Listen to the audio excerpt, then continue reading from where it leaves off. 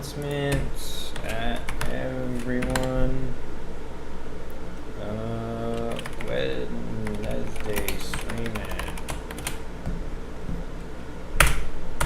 All right. Okay. Let's just fucking bang all this shit out. Bang it out, mate. Cool, this is what we had last time. Let's finish up modeling this room. So we're gonna take this, take that. Probably, let's see, move it back like that. Or honestly, extrude it would be better. Creating caps, boom. So it goes to right about here, maybe. Let's see, that seems pretty good. John Joe says, Shadows Light says, hey. Ice Plus One says, third. Shadows Light says, you on the home stretch. Home stretch. Yeah, the plan for today is to get actually a ton of shit done in a very short amount of time. We'll see if I actually hold true to it. But, yeah, basically I want to finish the consulate in today, which is this motel, and then finish street signs today. So we'll put street signs all over the city. Put street markings like crosswalks and turn hours all over the city. And then facade buildings. So it's kind of like I want to make it so every direction you look, you actually see some building facing, and there's no, you don't see like placeholder assets and shit. So today's pretty much like finish fucking DC. So hopefully by the end of today, we'll be able to just look around DC, and it should look pretty solid. Icy Plus One says, when are you going to fire up Unity? It could be nice to fire up Unity either sometime this weekend or potentially the beginning of next week or so. I wanted to be finished doing modeling and art stuff last week, but that last weekend I had all those crazy CPU issues. But that's fixed now. So I think after this week, I'm probably, potentially even by this weekend, I'll hop into Unity. How'd you make that console where you warp the player? So it's just a text UI input text game object, and if you watch on Hutong's official YouTube, they have the playlist 2021 playlist. If you watch the UI simple controls, I explain how to make all the basic button shit. That's probably the only like meat and potatoes that you need up front. Otherwise, the rest of it is like highly specific to whatever it is that you want out of a console. So I just made it so when you press tilde, it activates a canvas that has a little input box, and then you input something, and then there's an action that literally just takes whatever you inputted whenever you hit enter, and it stores it in a string variable.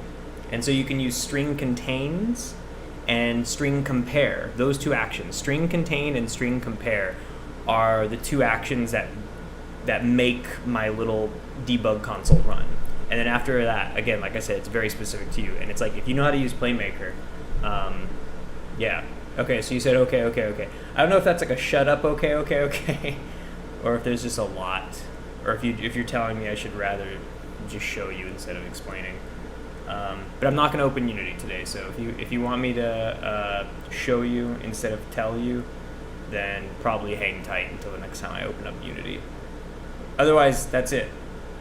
UI canvas, string compare, string contains. Okay. So I have these walls set up. I think pretty much gonna just turn this into a window like this. I'll flip around, grab this one as well, and then they'll both be in, and then do it like this, and like this, and like that. That's good. And I'll delete both of them. So now that's a window. Cool. Grabbing this, deleting that. I'll bridge these. Bridge. Right here, here, here, Oops. Wait, what the fuck happened there?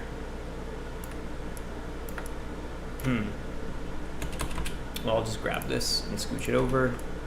NBD. Like that. Cool. Doesn't have to be perfect. Alright. Now I have that window. So this is kind of like the office where you would be like, you know, booking a room. So all this shit inside, let me see. This stuff, I'll take this, this, this, and this. And they're also going to extrude. Actually, hold on, are they? No, okay. This, and this. Gonna extrude, creating caps. Preserving groups.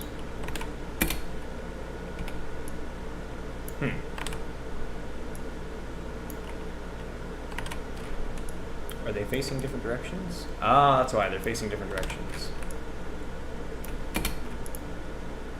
Let's see. Reverse normals. There we go. Oops. Select all these now. And extrude. There we go. Okay. And then reverse them. Now if I select everything, this should be reversed. These should be reversed. Okay, all those are good. And then out here, these should be reversed. Okay, so now everything should be orange. Great. Looking good, looking good. Oh, what did I just see inside of there? These ones, these need to get reversed. Reverse normals. Cool, looking good. Can you send me the player model? If you cannot, how did you model it? I'm not gonna give away my player model.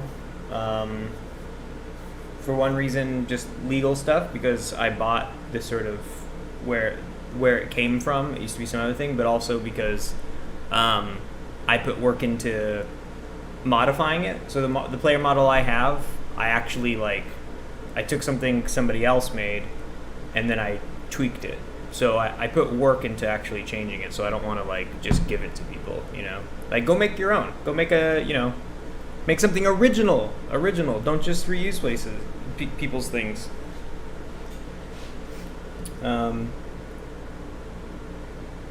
There's a lot of good assets out there, player assets. You could also use this in TSIM. Sorry, I just had to check my text messages.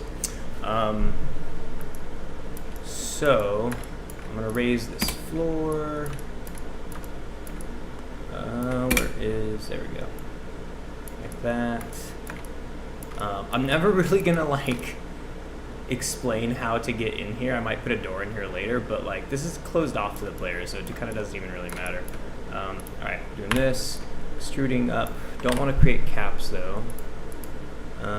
So we're doing this, and then this. There we go. And so now that is let's see. Let's do bridge right here, right there. So this face is gonna be kind of the, when you order through the window, I'll put either glass or some type of mesh or something.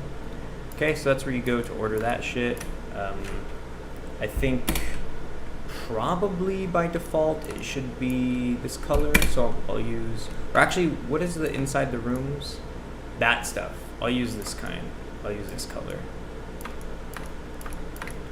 So this, I'm gonna put that on it, and same thing. Let me see, where is it? take this as well, and these and this. And we're gonna have to put something up there, but I'll wait just a second. Set selection, go into UV edit, and I'm currently making my FPF controller in Bolt. Rad. How's it coming? I'm gonna do teal green planks, bathroom walls, motel room walls. Here we go. So I want to select this, select those faces, and then scale them way down, I think, right? Or where the hell is my... I don't know where the...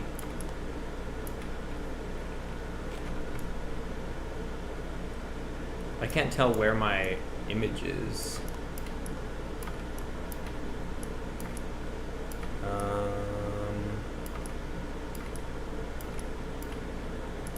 Texture, image. Let's see. I'm gonna do apply. There we go. That kind of works out. I dig that. Or I might even just go for box. Yeah, there we go. And then T, scale it like that. All right. I'm feeling that. Okay. Assets. What's up, buddy Opel, old friend of mine? Chief. What's up, Chief? Boss. What's up, boss? How's it going, Rusty? Eclipse Producer says you could get UModeler on Unity Store to do detailed models instead of changing programs. I know all about UModeler. I think I've tried to express this in the past, though, is that like I would rather end up learning, like if I'm going to learn a new modeling program, I'm just going to end up learning Blender. The fact of the matter is that any plugin that you get for Unity to do modeling is not going to be as powerful as a piece of software that's built from the ground up to do modeling. And on top of that, like, you know, it's like it's an all-in-one. You know, choosing a set piece of software, it's like you could focus on modeling, texturing, animation, particle effects, stuff like that. That can then be transferred over to Unity. Like animation and rigging, all those things. Like I could do that all here. And the thing is like it transfers over to different disciplines. So for me, you know, I come from filmmaking shit, so that's a huge plus too. That like I don't have to like rely on Unity. Yeah, and they get more support too. There's a bigger, you know, if you pick a program, the right program. Actually, you know, I think I am gonna keep this, but I might just let me see. Hold on. Yeah, if you pick the right program, you could find something that has like a ton of support. I'm sure UModeler has plenty of support to some degree, but you know, the amount, man, Blender, like plugins and all that shit, that's like a whole, there's a culture around it, you know? I'll melt all this. Actually, you know what am I? Yeah, I will. Okay, here we go. It worked out that one time. Let's see. I just hope this works again. This,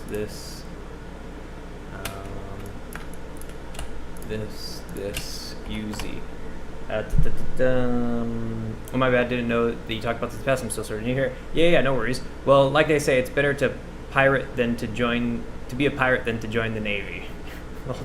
Wait, I don't know. I don't pirate this software, by the way.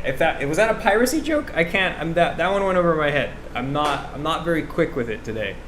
But I buy all the software that I get nowadays. My piracy days are pretty much over as far as like software goes, especially because like whatchamacallit, like Blender's free, you know. Let's see, this and this. And this go away. Okay. And these, this,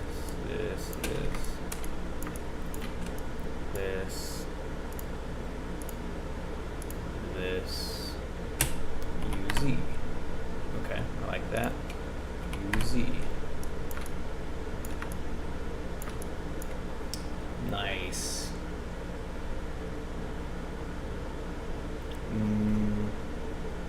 I'm a 3ds Max person. What you say that the learning curve is for Blender if you know the 3D basics. So for me, when I started learning Blender, I already had a background in 3D. So in one night, I was zipping around and doing everything I normally do in cinema. It took me about when I say one night, it probably took maybe 4 hours. 4 hours, and I was probably at my 75, 80% mark. And it's just because you just know the terminology at this point, all 3D programs essentially work the same way. They just call things by different names sometimes, and they just put things in different menus. That's all you're really doing is translating things that you already know into somebody else's hotkeys. Okay, got this. I'm gonna pull this to the floor. There we go. I can also raise it up a little bit. Cool. Grab all these. Actually, I'm just gonna get these. Just that one. And throw that on it.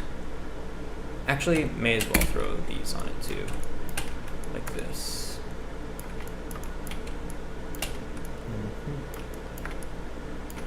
Like that. Or, no, I know what I'll do. It's just gonna be that. And I'll change it to box. Cool. And let's see. I'm reporting you piracy to the pumpkin pie police. Oh no, please don't report me to the pumpkin pie police. This is a separate model? No, it's not a separate model. I'm stupid. Okay, it's this one piece of geometry, and I'll make this one that off-white color. I'm learning a lot about sort of practices and sort of organizational things and systems a lot by making Memories of a Spy. I've definitely learned shit doing stuff for game jams. Of course you're gonna learn everything you do.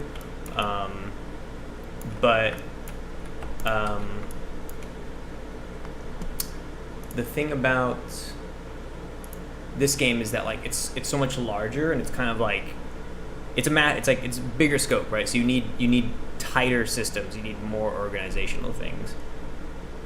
And I'm definitely learning the value of texture atlases and kind of reusing certain textures and not giving them really specific names. Where's the thing I selected? Here we go. This, if I select that, and then set selection, go to UV edit, box, boom. Cool. Oh, I forgot to grab these sections.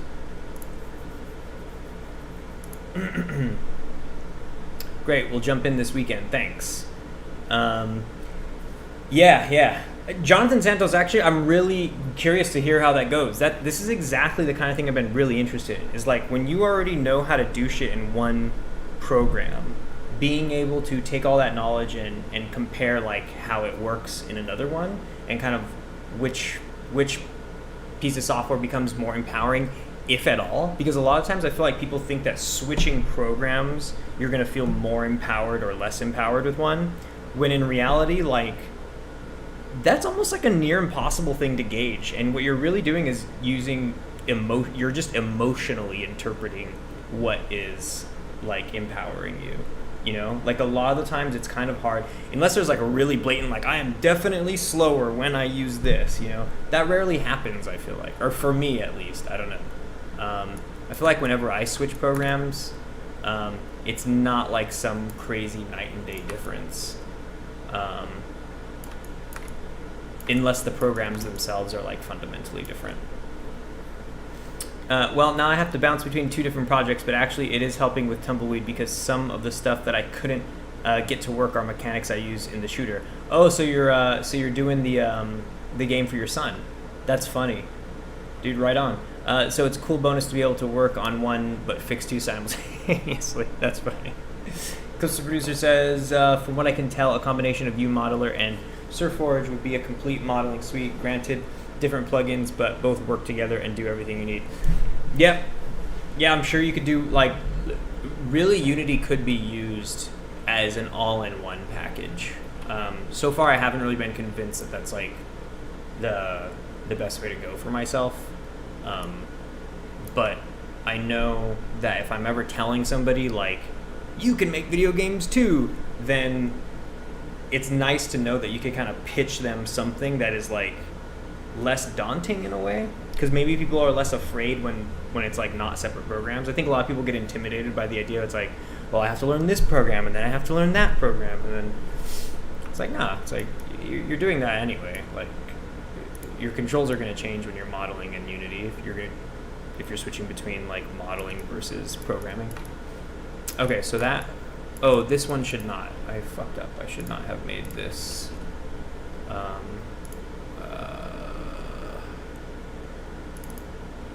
This gets set with it. Oh, no, actually, this, or is it? Yeah, it is. Set selection. Okay, that makes more sense. Yeah.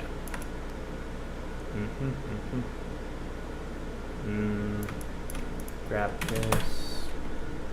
This should be, hang on. Where is it? There it is.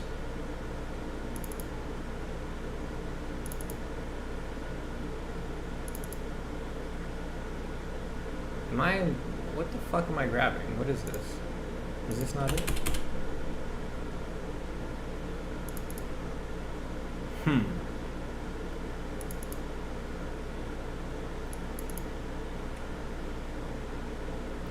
Oh. There we go. That's what I wanted to do. Okay.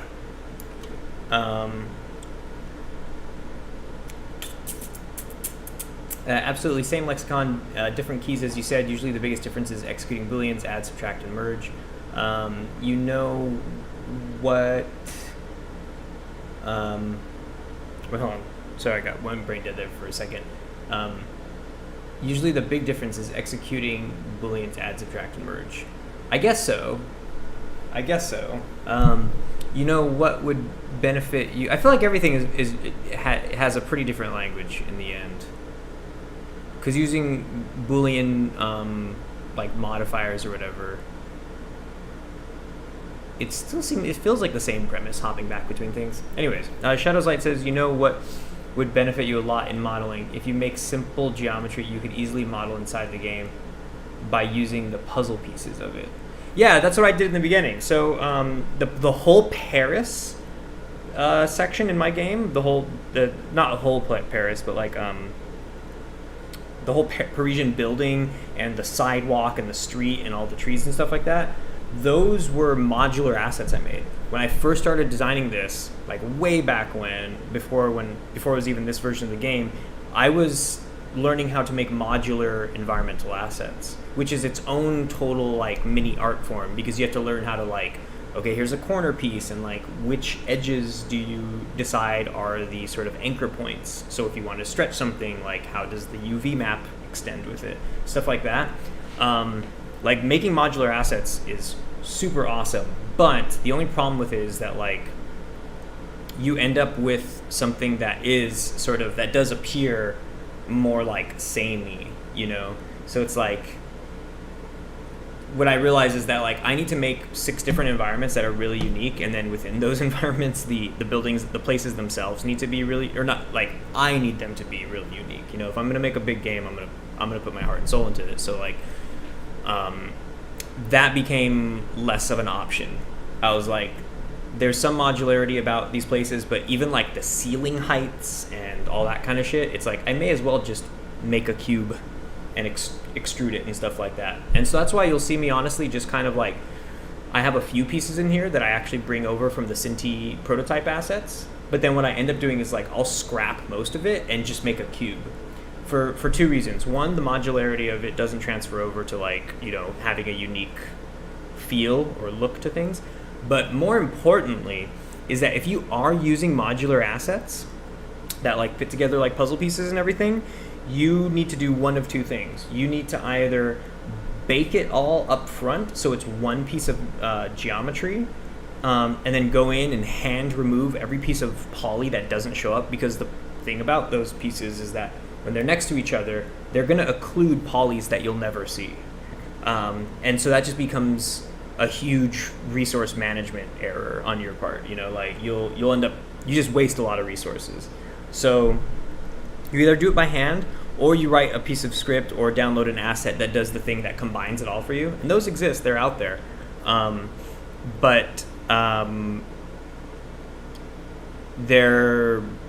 There's like,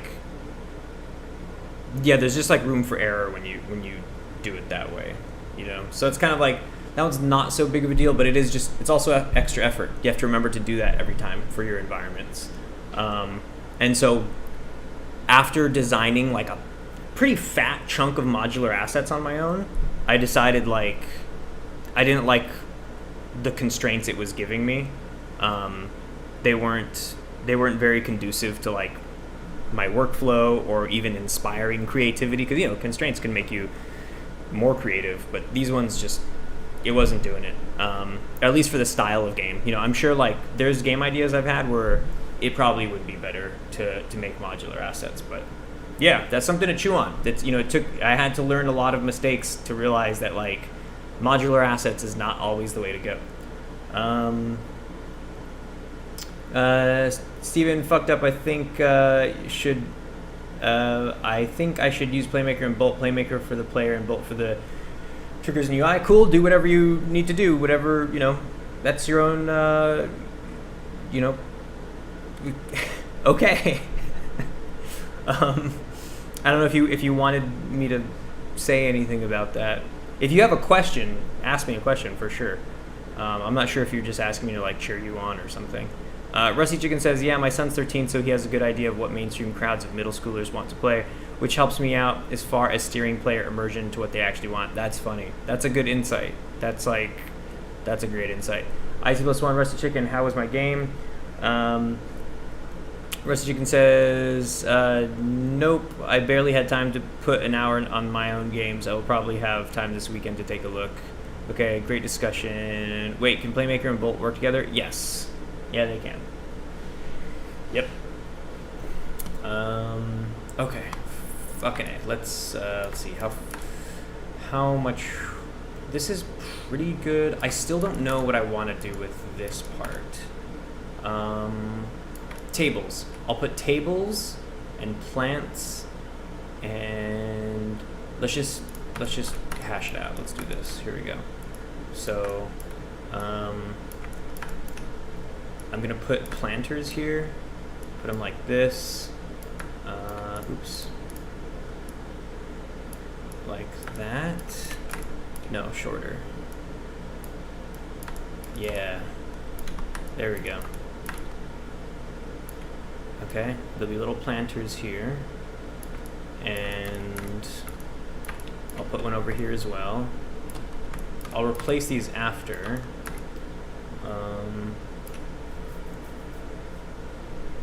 But essentially, I think what I'm kind of going for is like, if you put tables,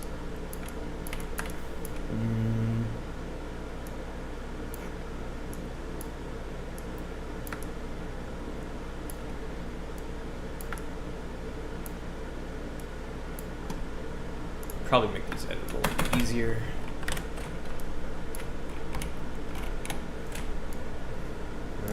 Like that. Yeah, there we go, there we go.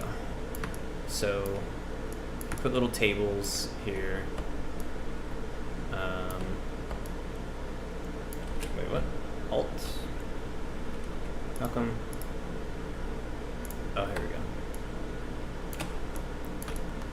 go. Oops. Put little tables there. This one, like that. Okay. So these are little breakfast tables. People have breakfast at. You put little plants on the side. This is kind of taking Monopedi Lounge vibes. I'm not sure how crazy I am about that.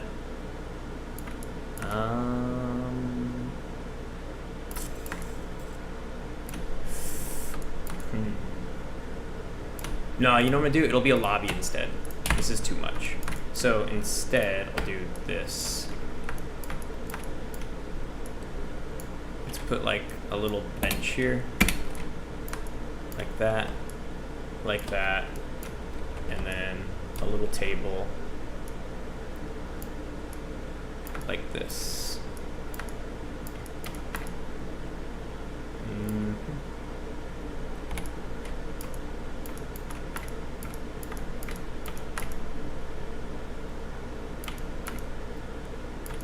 Okay, and there's going to be plants in here. I don't really know what else to put. Oh, there we go. So then you take one of these and you put like a little station for coffee or something.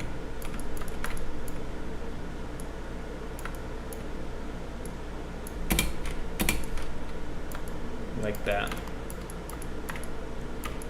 And then this all gets walled off right here.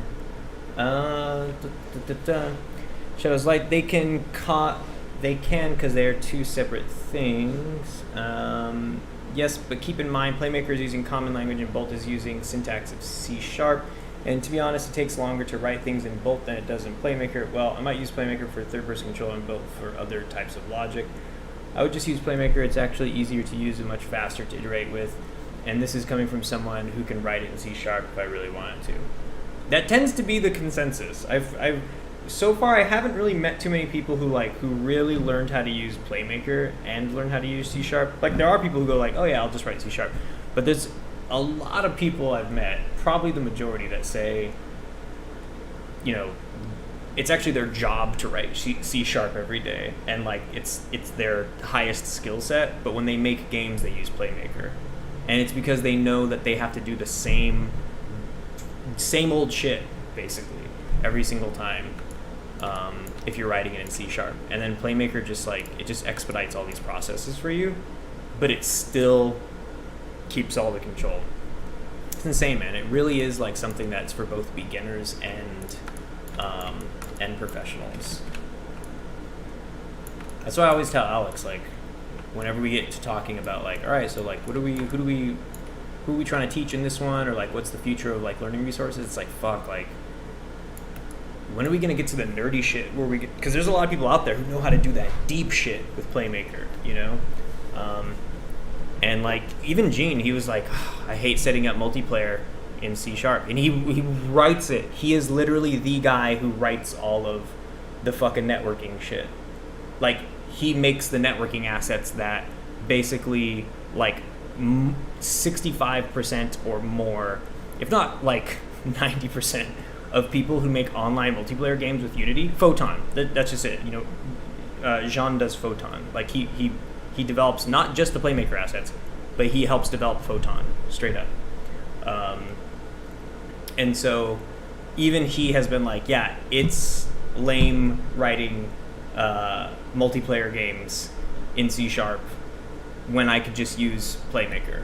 He's like, I'm the guy who makes these things, and I prefer Playmaker, you know, which is crazy to me. I think that says it all. I think when like the pros, the people who make the assets that you guys are using, say like, we don't even want to use it the way that most people are, and like the way that we give it to them, we'd rather like skip all these steps and like, you know, alleviate a ton of work, like that says something.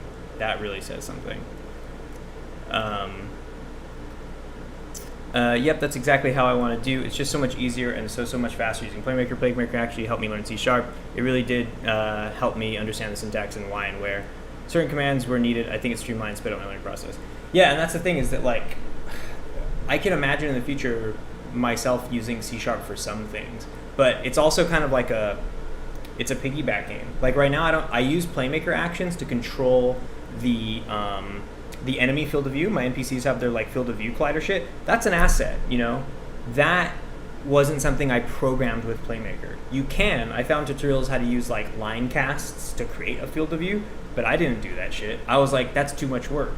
You know, in that case, building something from the ground up with Playmaker wasn't as simple. However, the asset that I got has Playmaker actions. So it's still, by extension, I'm still only programming using Playmaker, which is kind of like a hard thing to wrap my head around. It's like, I don't know where how much like you justify like, oh, but is it all 100%? Are you really only using Playmaker? Because like, yeah, I am, but I also bought an asset that I'm using those actions to control. But what I meant to say about playing catch up is that like in the future, somebody might not have to get that asset. You know, like I bought that simple. What's it called? It's called Simple Sensor or Sensor Toolkit. Sensor Toolkit is an amazing asset, but I have a feeling that in the future you're gonna see Playmaker actions that replace it.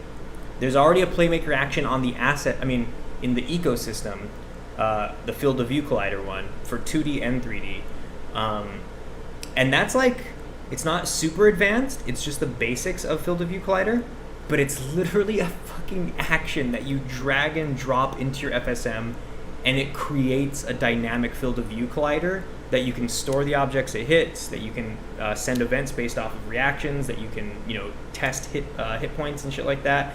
Like, it's all in one action, and that's like insane. And that's from the ecosystem made by, you know, some random user from the community.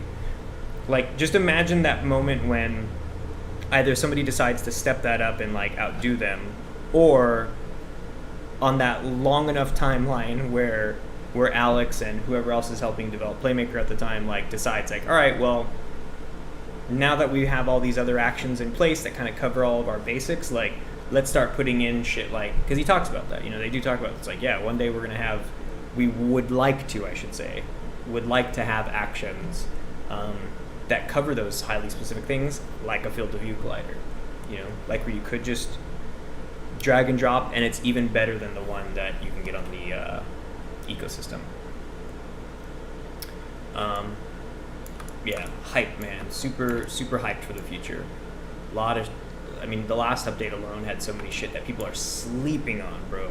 Sleeping on crazy powerful actions in the last update. Okay. Restrict to selection. Let's do right there. And honestly, that's just going to be open on the other side. That would be nice. It's just open. Okay. Put it lower than the ground. Grab this.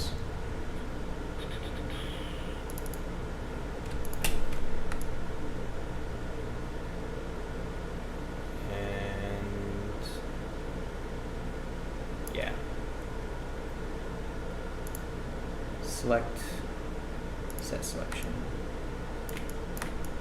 Cool. And then this and this. And, oh. I will do this one then. Because, let's see, set selection. Okay, that's chill. I'm actually feeling that.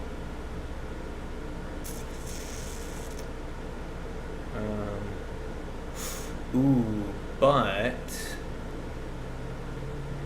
you know what?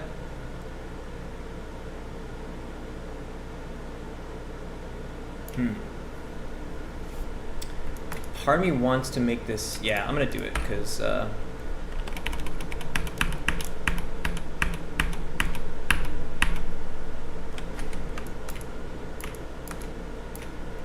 see, KL, like,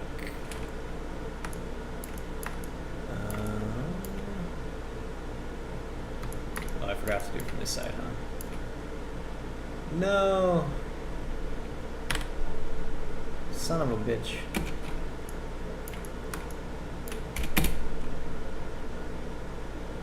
There it is. Or is that still going across? Dope. Yes, thank you. Make it bigger. Bring it in. Then extrude it. Like that. So there's sort of an overhanging thing right here.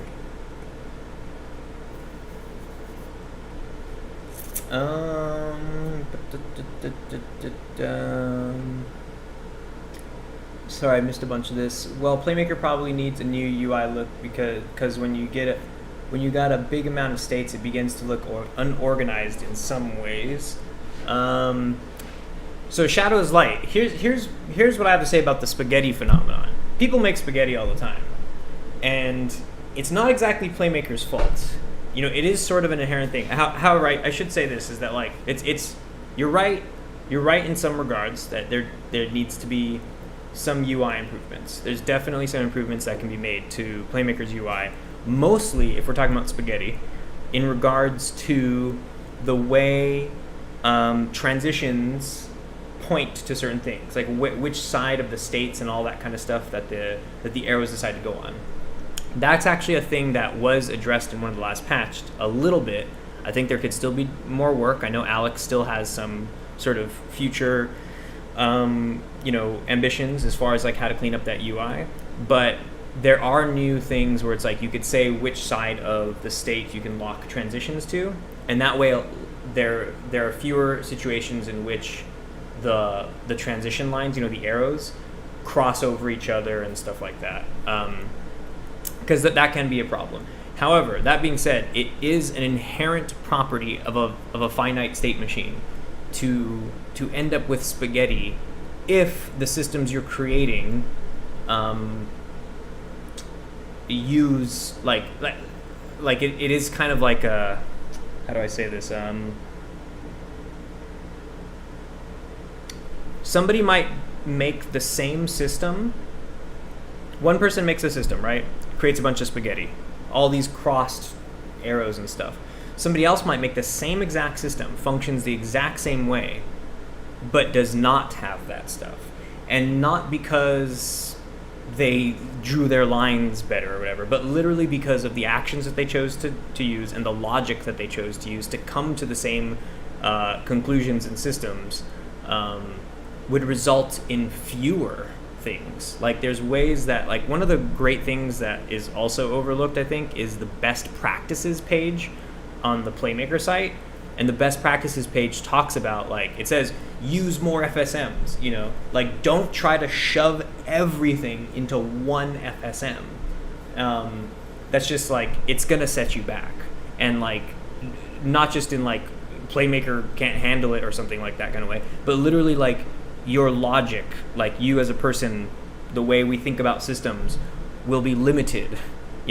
There's a better way to program systems that run simultaneously.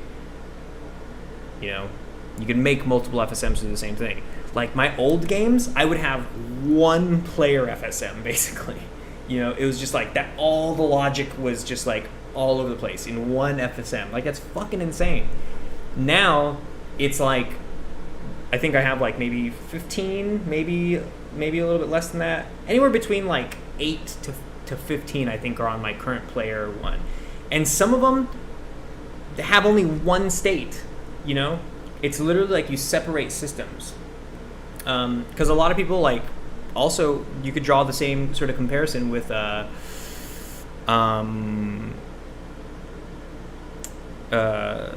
it's like C# scripts.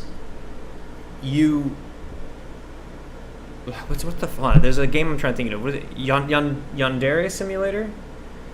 Is that what it was? Yandere Simulator? Yandere? It's that game that guy was making where it's like a schoolgirl and like it's like, notice me senpai and all that kind of shit. Like it's just like these fucking tens of thousands of lines of codes in like a single script and shit. And it's like, that's not how you do it. That looks like chaos. It's just like madness pouring through thousands of lines of code in like single scripts. It's like the better way to have done this would have been to like separate subsystems into smaller scripts that all talked to each other. So the same sort of phenomena exists somewhere else. It's just like you can look at a bowl of spaghetti from Playmaker, or you could look at a bowl of, I don't know, honestly like rice, a bowl of rice from a C# scriptwriter, because it's just it's just noise. It's just a bunch of little characters spread around. It just becomes nonsense. So it's, anyways, I think that's a kind of a good talking point that maybe the world isn't really like paying much attention to. But yeah, that being said, there could still be some awesome improvements to the UI for sure. And Alex has talked about some of those, and I'm looking forward very much to seeing those improvements made as well. But in the meantime, rest assured, you could still make things that are very organized and sleek in the current version of it right now. IC+1 says, did you know there is an AI in work in progress that can make games? I bet.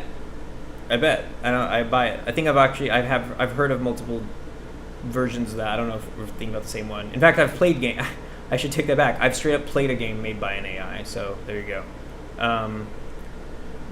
Going to be honest, I use Playmaker to make all my menus, all my transitions between scenes or into instances. I probably always will, mainly because it's pretty much memorized and I can do it fast. Yeah. That's definitely one of those kind of like right out of the box plug and play. Just why wouldn't you want to make it happen in such an organized fashion like that? IC+1 says, same with Bolt. I just do button press, load scene, build index. That was a crazy string of commands I saw earlier. I think you posted it. It was that it was like a player move thing. It was like all these nodes in Bolt just to do a player move thing, Like that just doesn't exist in Playmaker. I mean, it can exist in Playmaker. If you're doing a really shitty Playmaker FSM, you can end up with like a ton of nodes. But I think like you would have to really go out of your way to make something that was as like complicated and unorganized as that Bolt, those Bolt nodes. Shadow's Light says, can you be able to make custom actions with Playmaker itself? That's definitely been in the talks. I've asked Alex and Jean about that as well. Like that would be great to have literally like a window where you go like, all right, I want this to be an action that sends an event that has a trigger option that you can select a game object and shit like that, where it's literally like if you could just drag and drop all the pictures of an action into each other and it just makes a new action. That would be rad. That would be super rad. Can you be able to make custom actions with Playmaker itself? Oh wait, and then Rusty Chicken says, yep, easily color coding FSMs helps a lot in keeping things organized. Yeah, and color coding is fun. I love color coding things. Broken Bones says, sup? What's up, Broken Bones? It's been a while. What's going on? Talking to the chat right now, but I'm about to hop back into modeling. Yeah, I just finished it. It has 93 notes. Oh, man. Wait, is it just to do player movement? I see. You don't have to do that to yourself. 93 nodes. If that's just for player movement, that does not sound like a very sustainable way to make video games. Okay, so got this exterior. How's it going, Broken Bones? How you doing?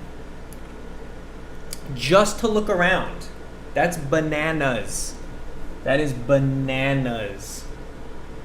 IC+1, I'm wondering, did you ever take any of the tutorials from Hutong, the 2021 tutorial series? Because like that teaches you how to do everything like pretty cut and dry, like really simple shit. Jonathan Santos or Rusty Chicken says I would have about 5 different FSMs at a minimum. What are we talking about? If we're looking around? Advice: spending a ton of time on Playmaker coding my thriller slash sim, but fear being labeled as an asset flipper. Well, just you gotta mod up those assets, Jonathan. Rusty Chicken says like 5 actions to make a smooth look with Playmaker. The house is just a prop for the storyline. Is crazy unique play experience. So where's the line of flipping versus tweaking the house just so it's not called a flipper? The house is just a prop, so for the storyline, crazy unique gameplay experience. Right. I hear you, Jonathan. Totally hear you. But it would be a disservice to your game if you didn't treat the visual elements with the same amount of attention that you did the storyline and unique play experience. You know what I'm saying? Imagine shooting a movie and then like, you know, everybody has amazing costumes. You spent years writing a script. You got the greatest actors in the world.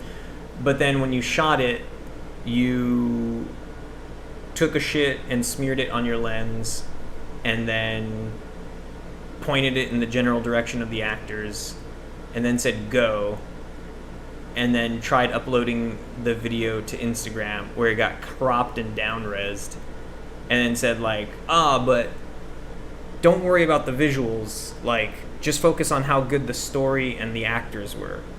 You know what I'm saying? That might be an outrageous and extreme analogy, but you know what I'm saying? I suppose once I'll take a look. Broken Bones says, do you have a Steam page for the game? I don't. I will soon. That would be cool if I can get it up in May. I think by end of May or beginning of June, I would like very, very much to have a Steam page for the game. I suppose one says, Steven, you need to be a teacher. I kind of am.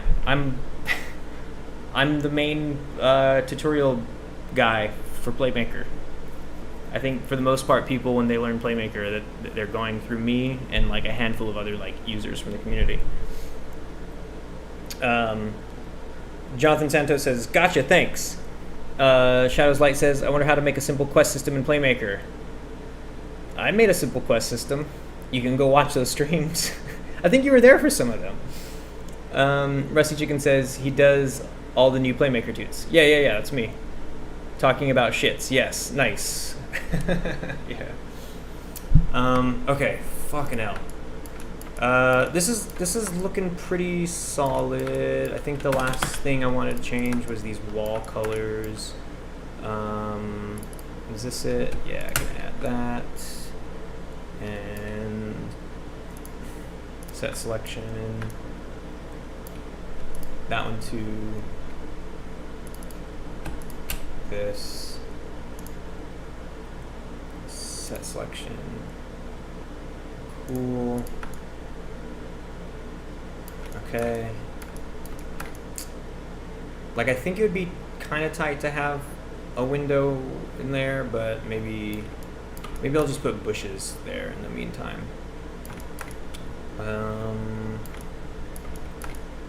Put a door in there, and then this. Don't we have glass? Do we not have glass here? I'm just gonna put glass in this public library. Cube, glass panel, copy the cube in here, paste. Where is it? There it is. And gonna delete it. And then select this. Select that. Drop the glass on it. There we go.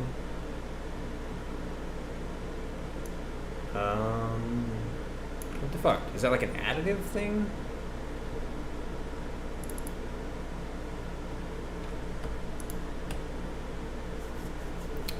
Huh?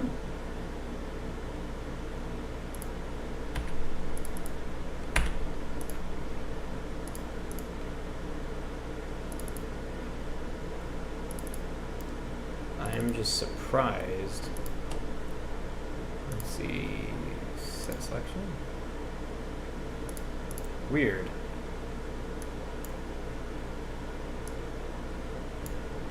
I don't know why it's not.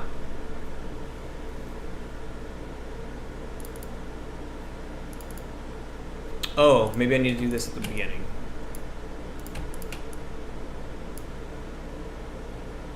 No. After? Nope. After that? Nope. Nope. Nope.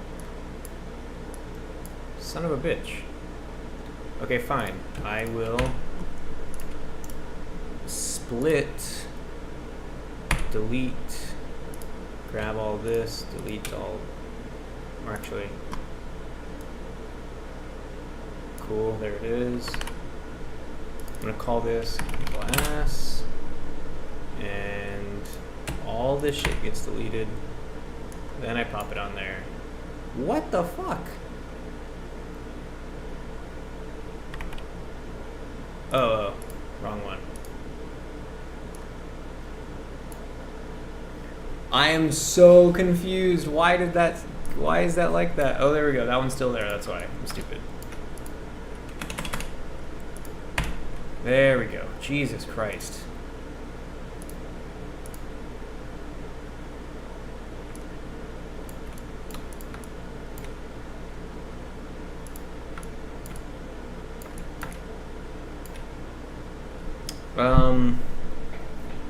$100 for the Steam page. I am waiting patiently for that, my friend. Right. I paid my money. I paid my money. I filled out all my tax forms for it. I'm officially a Steamworks partnership or whatever. And it's been a while. It's been months, but I used to like go to the page and like look around at all the buttons and like the info part I wanted to fill out. I think it still honestly says COVID VR back when I was originally going to do that COVID game for my first Steam game. You know, if you filmed yourself taking the shit and putting it on the lens, you might go viral. I mean, it is the internet. That's true. It's very true. Rusty Chicken says, okay, AFK for a few there, Steven, listening just away from the keys for a few, taking the dog out back. Okay, that's chill. I'm also like, you know, I'm trying my best to mind y'all's chat while also not completely abandoning my work. Question, is Playmaker's price worth it? Rusty Chicken says absolutely. Broken Bones, I think Playmaker should be more expensive. I wish Playmaker had a way of being monetized and supported while being free. But the current way that that capitalism and everything else works is just not, it just doesn't work out. I think about that every now and then. I've asked Alex his own opinions because he wishes he could put out trials and free versions out there as well. You know, he wants to show people like, look, it's fucking dope. But it's just tough, man, because he does most of it by himself, and like as far as like wanting to be sort of like fiscally responsible and make sure that the tool has a long life of support where, you know, he can ensure that it stays functional, that it is constantly being improved upon, et cetera, like you need to bring income. We definitely need to pay the bills. And the thing is, like, when you hire out contractors to do crazy shit like that, you need to pay them good money. Like, for example, they pay me to make the tutorials, and like that's a part of when you get Playmaker. You know, like you're putting money into the website. It's not very simple to make a bunch of documentation and shit for a full fucking basically programming language. You know, he has to make all that documentation, and other people need to help make that documentation. All the marketing resources, stuff like that, like hiring out contractors or whether you're doing it yourself, and then like all the learning materials. You know, like I do all the new video tutorials, and there's people before me that also made the tutorials on their official YouTube channel. You know, all that stuff. Nobody's doing that for free, you know. And if you did try to do it for free, you could probably do it for a little while, but like you would need the backing of like somebody with just tons of cash. Like Blender, for example, that's able to stay free and open because of the resources that are given by, you know, federal funding and also the guy who kind of founded it, like, I forgot what the story is behind that, but, you know, there's still a lot of money that flows through Blender, even though it's a free program. And all that money gets put towards supporting the program. You know, everything, the marketing, the development, the learning resources, documentation, you know, community services, all that shit. There's hundreds, if not thousands, of people that are constantly working to keep that afloat, and it has a lot of money behind it. And Playmaker, like, it isn't that big. It isn't that big. Unity isn't even that big. I mean, it just went public barely this last year, you know? So as far as, like, its price goes, it's insanely worth it. It's really, really worth it. You know, Unity bought Bolt, and they bought them out, and now it can die quietly. That's what they do. That's what they do with everything. And you'll see that's already pretty much what's happening. Is like the support for Bolt, like where it stops, is already clear. Like it just they want to sort of have their fingers in everything without actually putting in much energy and effort into supporting those things. It's an unfortunate truth of the program that, like, is enabling me so much. They're very like, Unity can be a little irresponsible in those sorts of ways, and it's because they're trying to do a lot of crazy shit. So yeah, I'm always hoping that people are actually out there buying the damn thing and really seeing what it's worth, because I really hope that this thing can grow. Like, I'm just thinking of, like, the future generations of game developers who are going to be really empowered by being able to make games this way, and how that so precariously rests on whether or not people decide to pirate it or not, you know? Like, that's really what it rests on.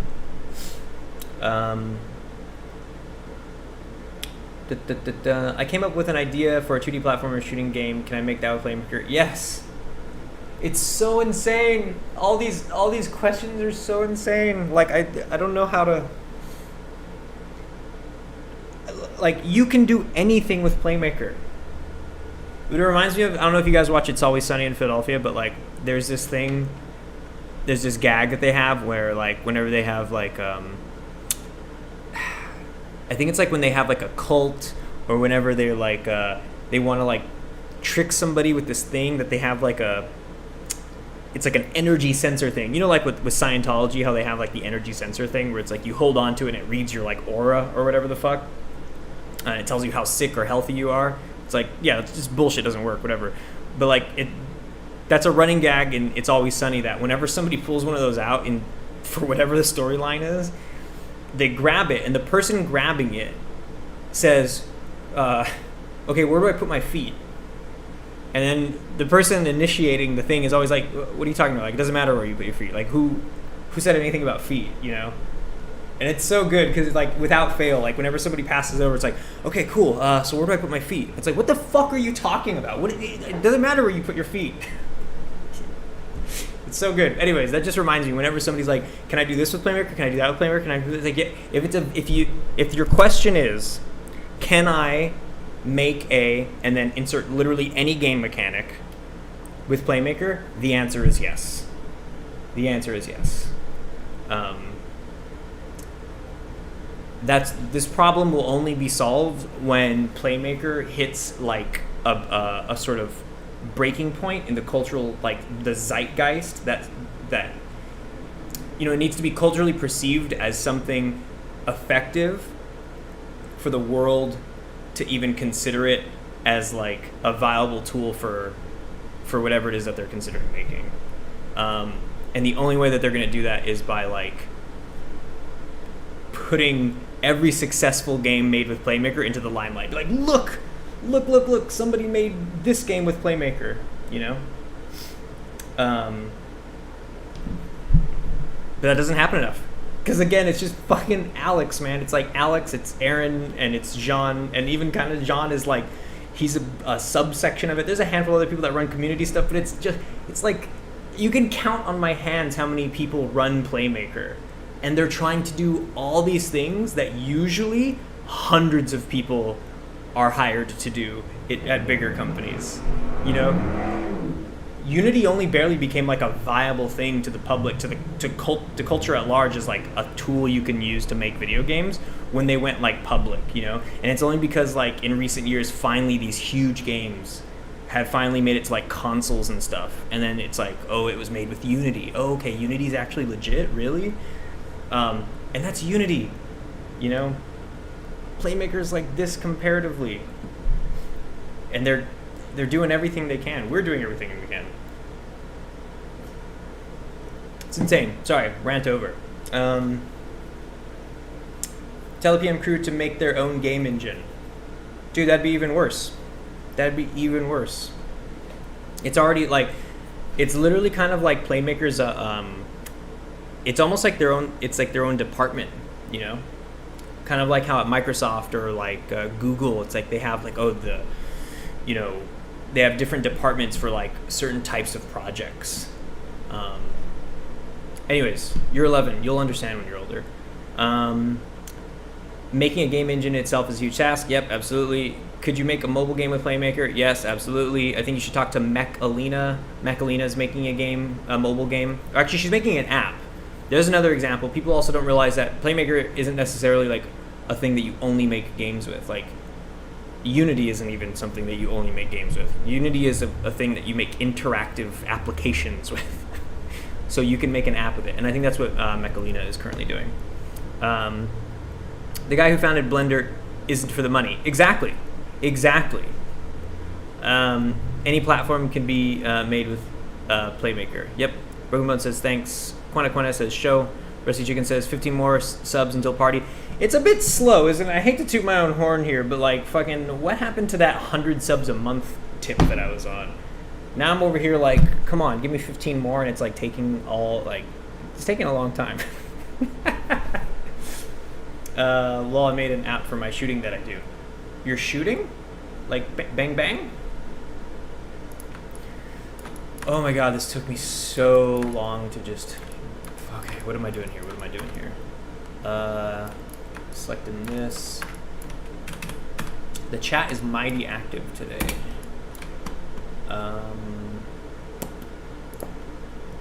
This, that. There we go. Set selection. Okay.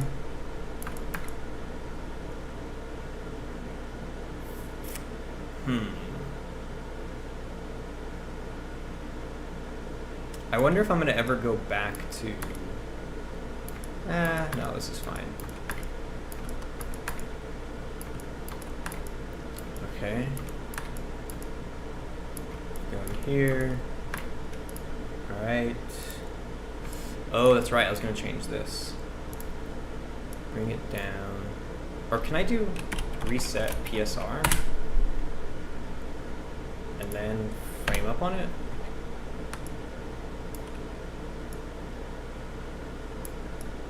Oh, that's a son of a bitch. God damn it.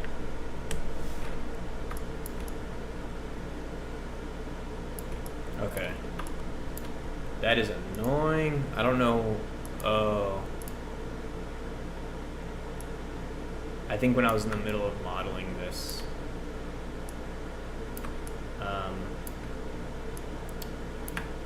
this came from the whole building model. So the anchor point was like super far away because the building is super huge. Okay, there we go. Just move it back. There we go. I'll even make it a little bit bigger. Cool. That looks good. Alright, selecting this. Oops. This. That. And that. And I think I'll just drop Motel drawer on it. Oh, and this. set selection. Oh wait.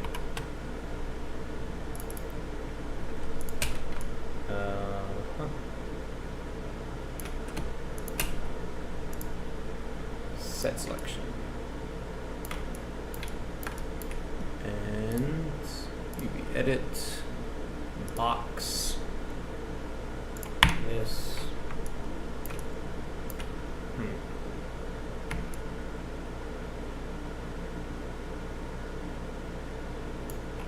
Okay. That works out all right. Cool.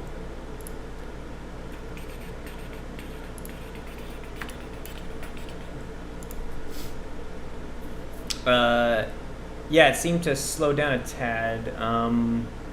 Right? Yeah, the subs stopped rolling in. I think it's because I started streaming more and not uploading as many videos. Which, by the way, I'm actually about to put out a video on that VR game that I made. I had some fun playing it yesterday. I just fired it up and like revisited it. Oh, it's a little chilly in here. Hold up. You know me. I am always running my mouth. Wait, what?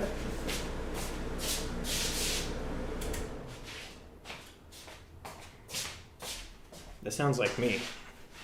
On one hand, it's like, God, Steven won't shut the fuck up. And then it's like, well, I guess, I mean, like, it's a kind of a part of why people show up, right? Or people just want me to shut up and make my game. All right, that's good.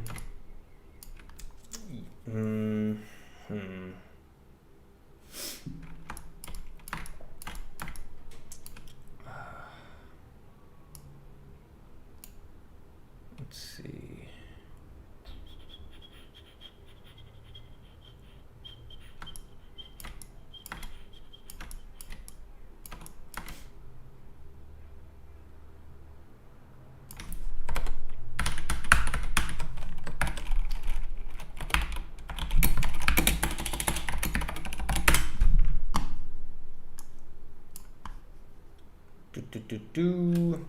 Nice motel you have there. Thank you, Broken Bones. I think I'm about to put the finishing touches on it so I can get to all this street sign shit now.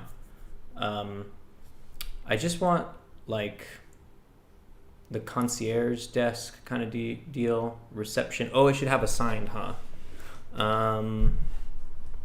Attention checkout is that. Oh, yeah. Okay, that's what I'll do. Like, motel checkout sign.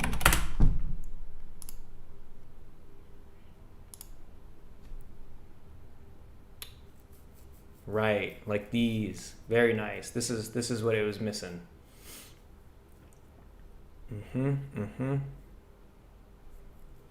Hotel guest parking only.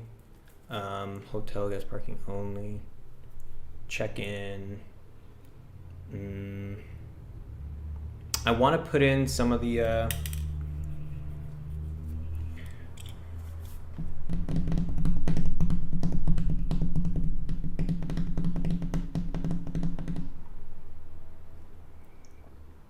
got my light on the player working great now, complete with head bounce. Distance, it works out too. The area can light up, looking pretty decent. Very cool. Very cool.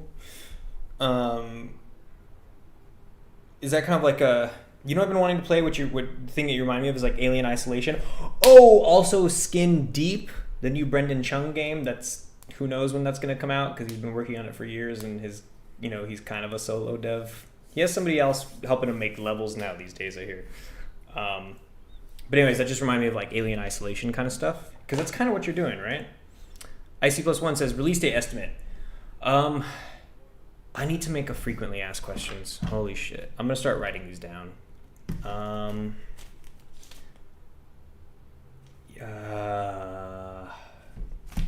going to put it in here.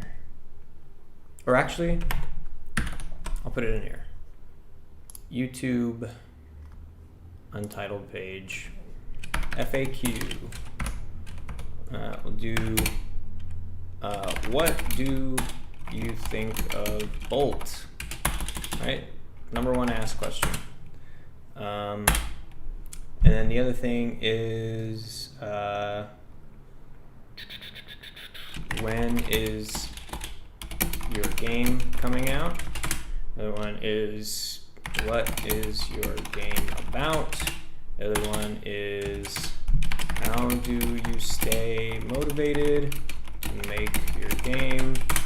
And how do you learn to make games? And what program should I use to make games? Those are like the most asked questions ever. And I need to just do a frequently asked question, because I feel like sometimes I can answer them better than others, and then that does a disservice to the people that are asking the question. So it'd be better if I could just spend my time writing that shit out. And then, yeah. Dude, that art he made was insane. The art he made was insane. Brendan Chung?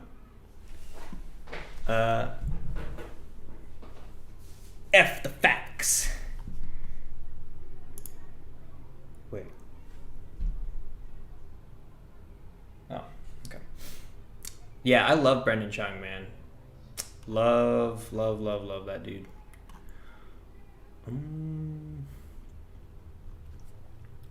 This one. I love this one. This is it. This is all me right here. Boom. Okay. Firing up Photoshop. Gonna open that. Let's see. Oh, come off it, dude. Let's see. Open image, new tab.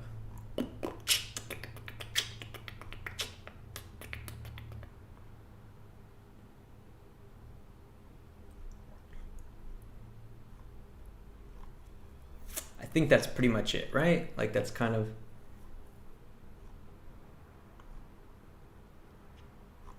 That's good. That's good. Checkout time is 11 a.m. Thank you. All right.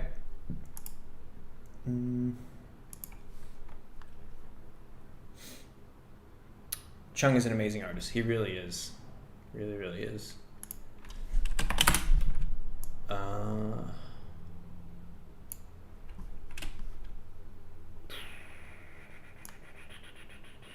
Rounded rectangle. The fill will be an off-white.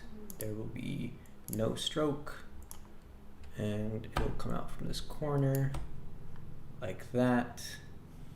And the edges will be more rounded, closer to 30, maybe even 65. Yeah. And the fill, come on, I want more. There we go. Should I do something that gnarly? Is that too much? Let's see.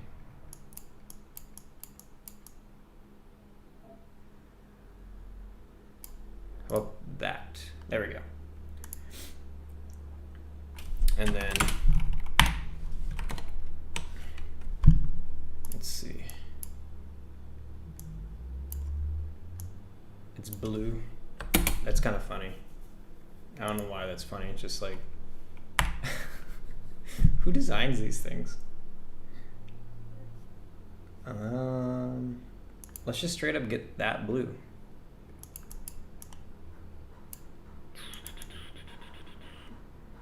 It's kind of desaturated, kind of dark.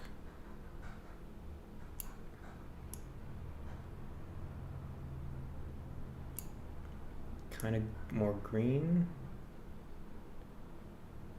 There we go. Checkout time. Checkout time.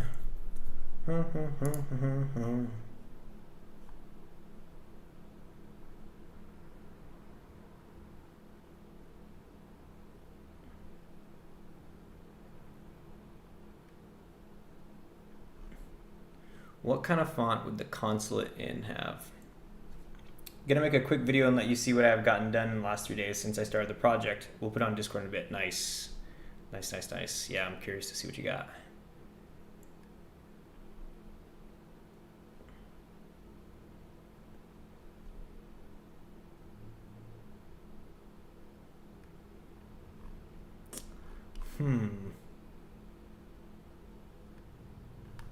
I need something.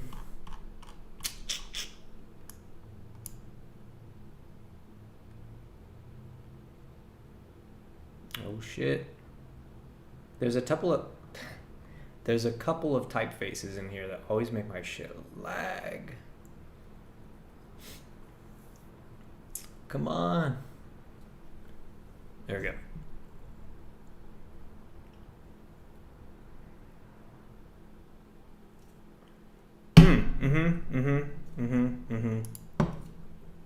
There it is. That's what I'm looking for.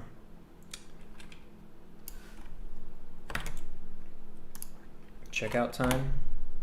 And then 11 a.m.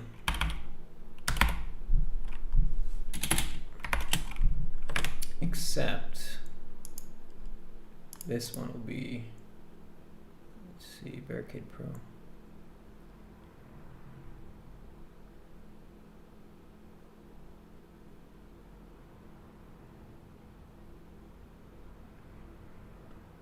Brandon Gotesk.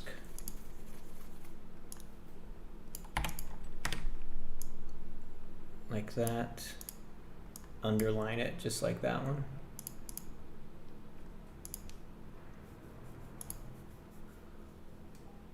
Underline? Yeah. Bold?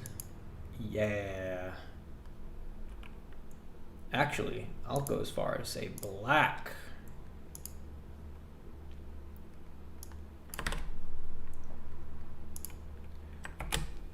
Nice. Ooh, and then gotta put in that cursive thank you.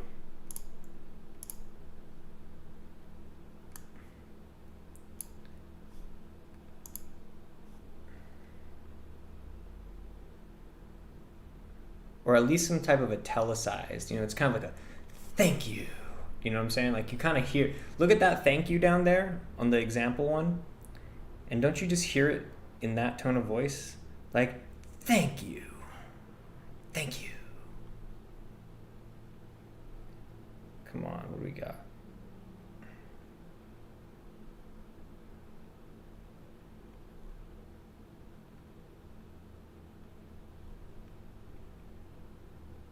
Oh. No, it should be cursive. It should be cursive. Oh. Yeah, there it is.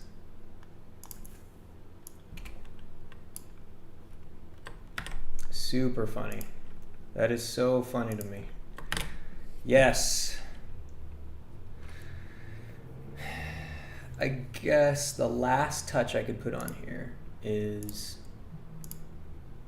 change this stroke and go like this.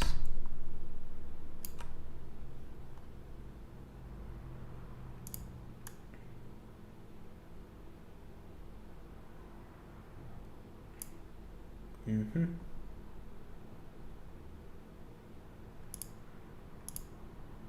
Rounded, rounded, cool.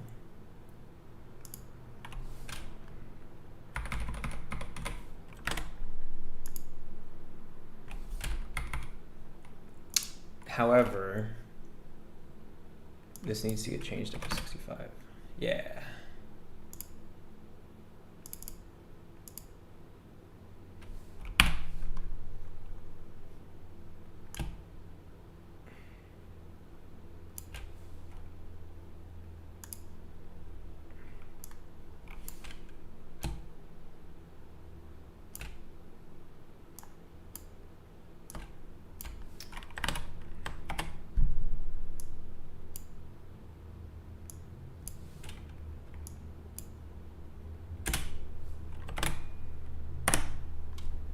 Like that.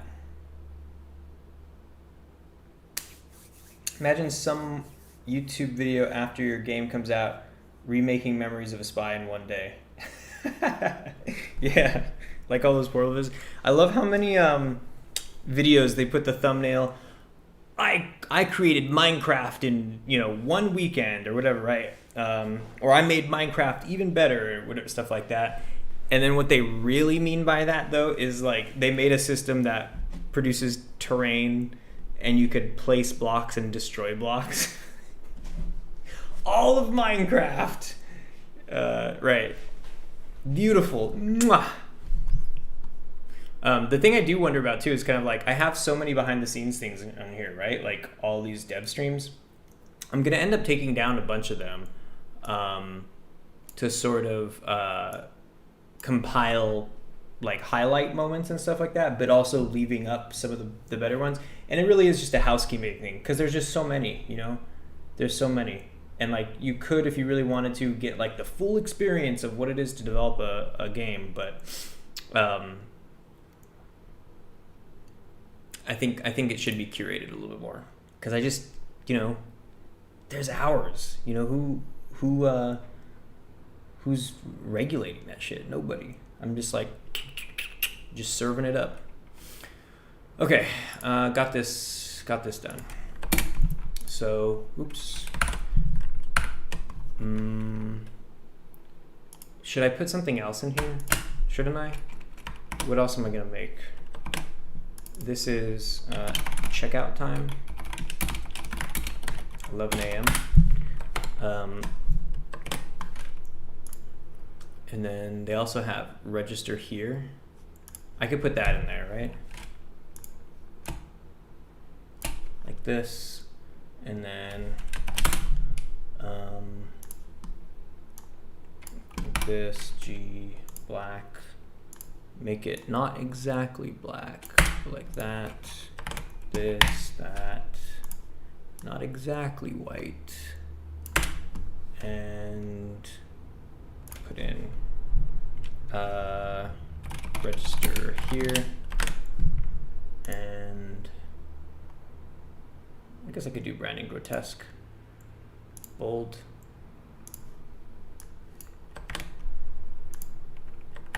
There we go. Maybe make it smaller. Like that. Maybe even smaller. Okay.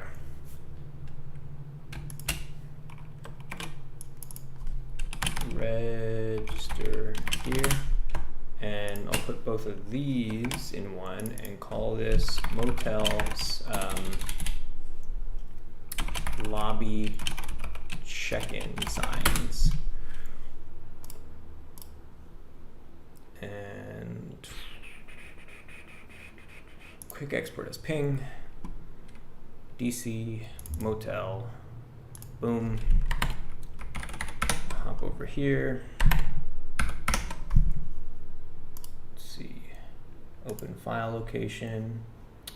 Broken Bones says, will this game have a story? Kind of has a story. It kind of depends on what you mean by story. Let's see. I'll answer that in a way that I'll interpret in just a second. But like, if you do. I'll do my best to answer that. Just a second. Let me just put this on here. Motel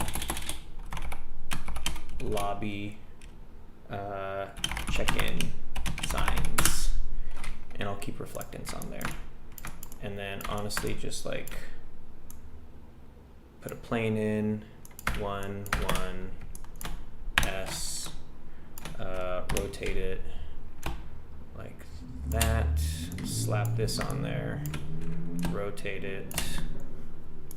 This has alpha, so I'm just going to drag and drop into alpha.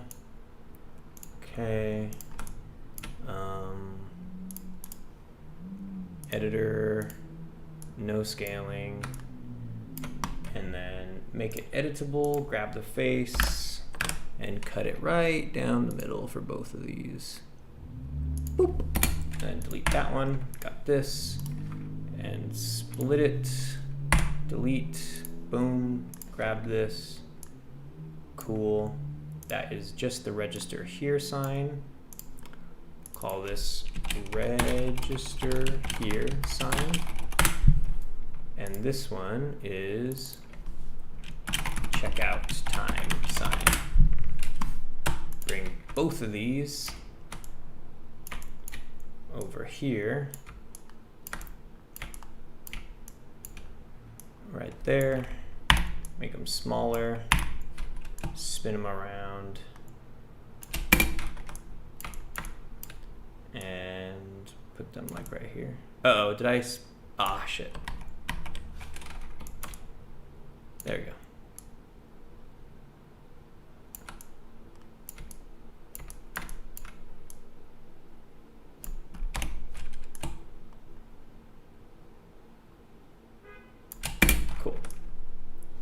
You should check out a Playmaker dedicated channel called How to Do. I have seen that. Yeah. I think that guy's pretty good. From what I remember, I think he does. Yeah, I remember he's pretty good. I've definitely checked out some things. But as far as this game having a story, there will be no hard-coded story. Instead, the story will come out of the elements that like there's going to be sort of emergent properties, right? And one of which is the narrative that you end up perceiving.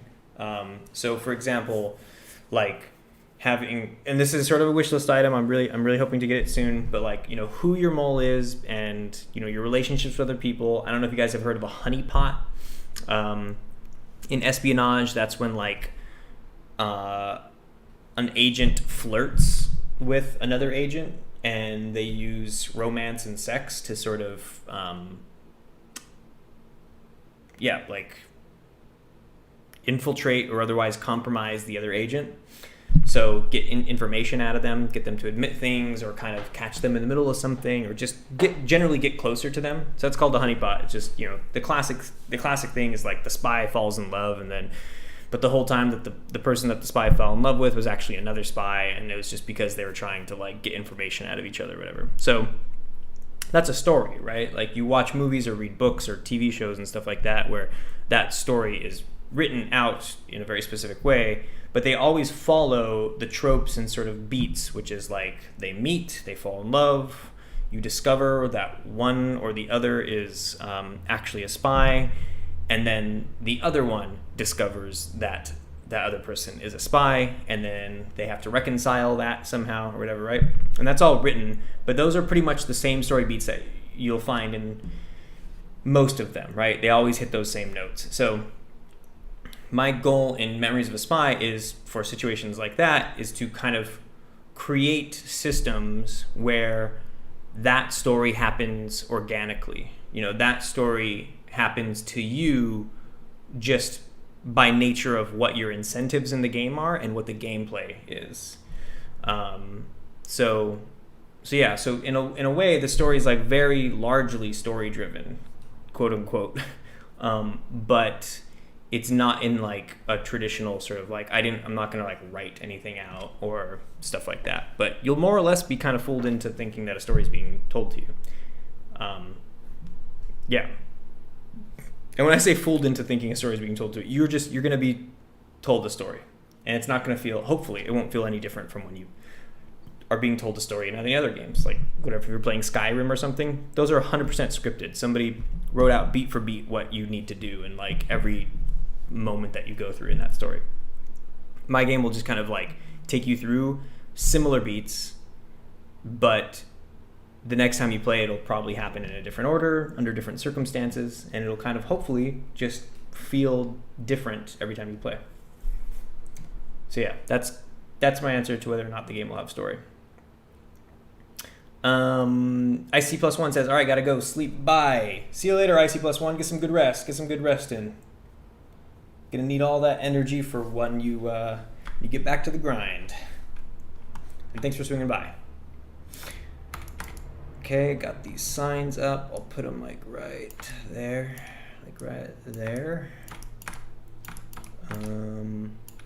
I'll put this one right here. And then this one I'll put up here.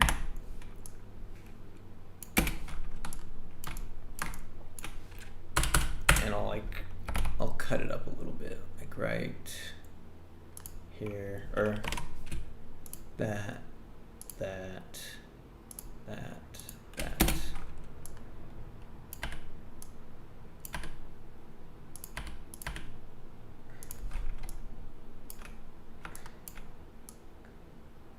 There we go.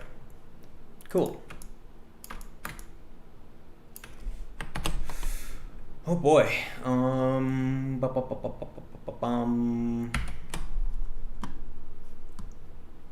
Let's see.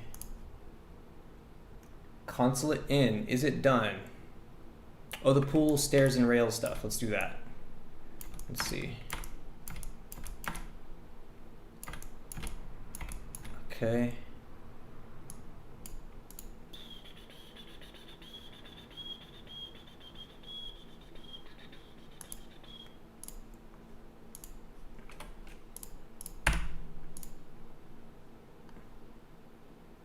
concrete blocks. I'm gonna copy and paste that in.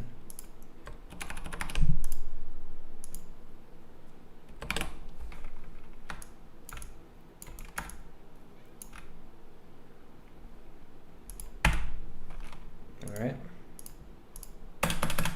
Grabbing this. Oops, Jesus.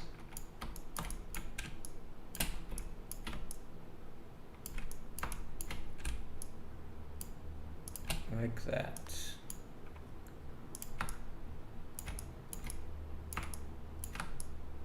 There we go. That looks all right, I guess.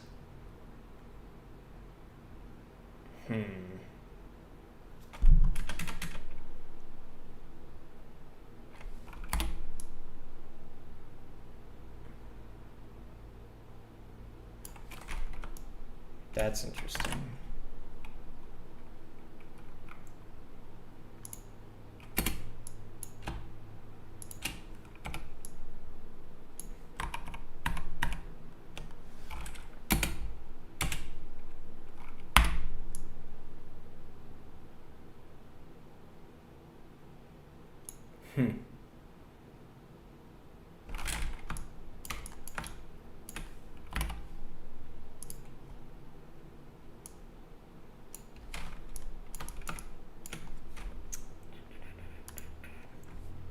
John Joe says, fire, finally found a mesh that worked with Unity's claw system and found some more ambience and thought a few cool ideas for a story progression. Ooh. We're gonna see some of that in that work in progress section. I haven't really fucked with Unity's claw system. I remember a long time ago my friend was showing me that it was like pretty plug and play, and I was like surprised, like this seems kind of crazy to be processed in real time. I always thought it was like, I mean, I guess it still is. What does that look like? The Unity cloth system.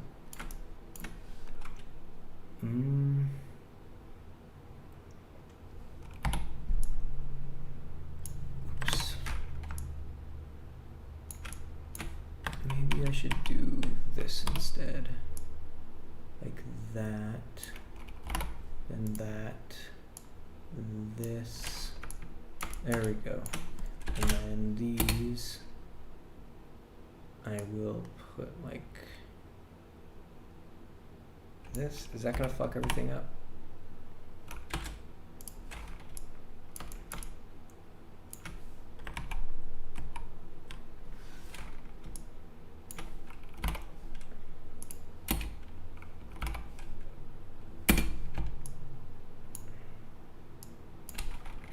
Let me see.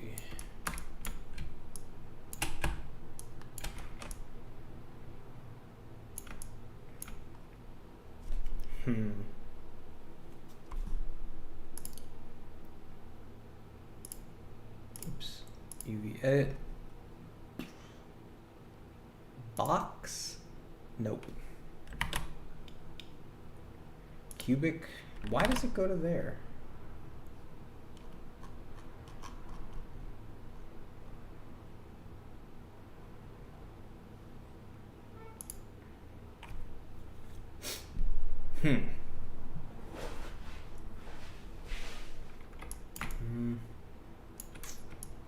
What would happen if I just boop, and then I just try to boop. Oh, that does not work. Huh.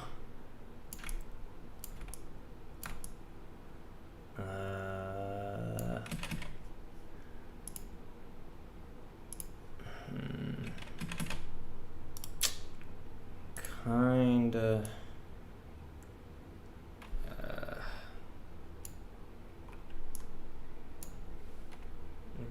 Like that.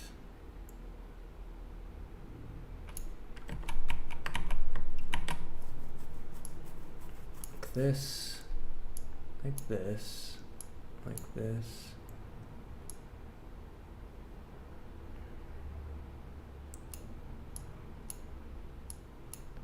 Maybe that can work. Need to do some research for satanic rituals. I figured it would be a cool way to add little puzzles to the progress. Yo, satanic rituals as like puzzles? I fuck with that. That sounds rad.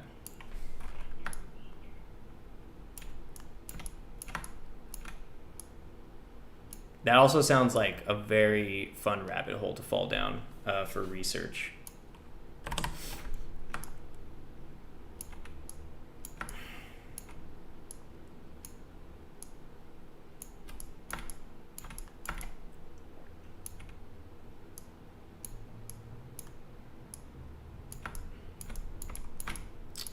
Okay, now I hope I can get that, right? And this, unselect that, unselect that. Okay, now I should be able to go to UV, edit, box. Why does it always do that? That's so fucking weird.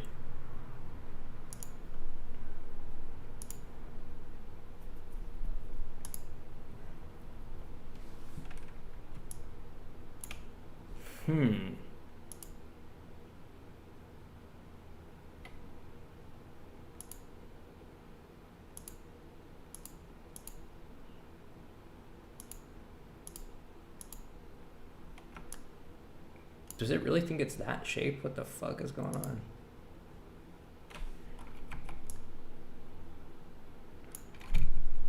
That doesn't seem right.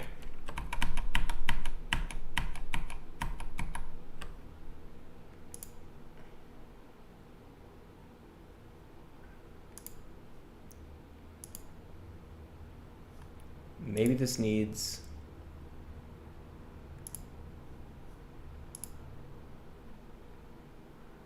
Oh, I know what the problem is. Fuck, I'm so dumb. There we go. I need to add it to this. Stupid.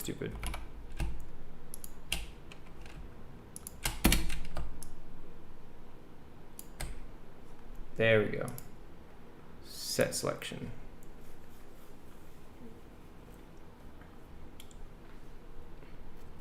Right, and then now I could just get this and this.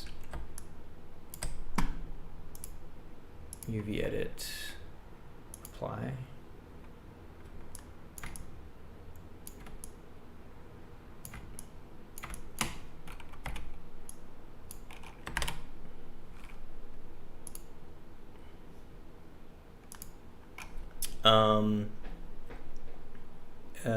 John Jarrell's FBI agent is scared right now. Yeah, the actual cathedral has a graveyard. Maybe you need to find a shovel to dig something up. Right. You might now be on CIA watch list. Or like, you know, there was that game, I've heard Jonathan Blow talk about it. It's like one of the things that inspired The Witness, where I guess there was like a magic spell game where like you had to like, with your mouse, like you would draw like the shape of something. So it's like you would draw the shape to cast the spell and stuff like that. I always thought that kind of sounded interesting, but also like that's just like, that seems like an endless possibility of just creating puzzles around like satanic rituals.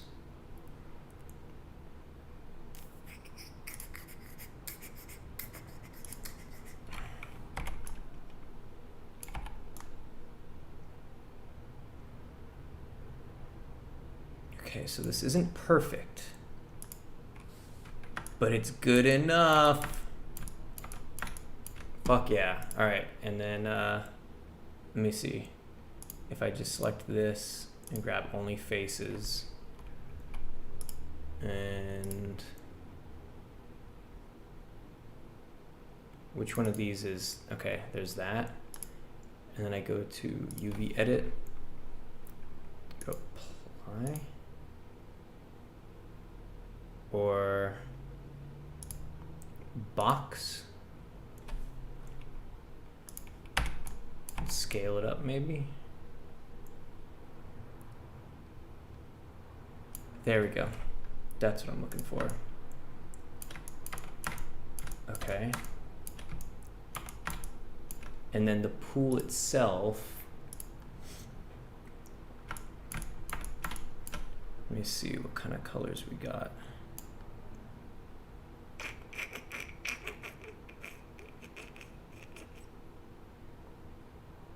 I wonder if I can get away with doing this as the bathroom tiles. That would be really convenient. That would be super convenient. Oh, please work.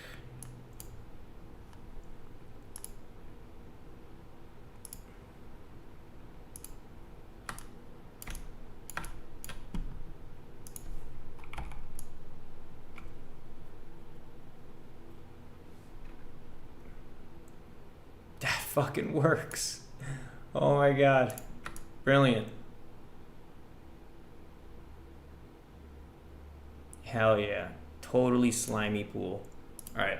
Alright,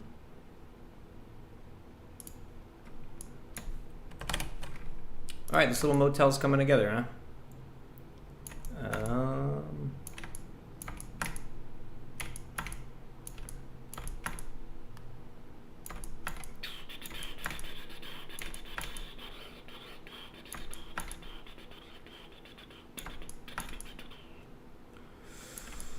Okay.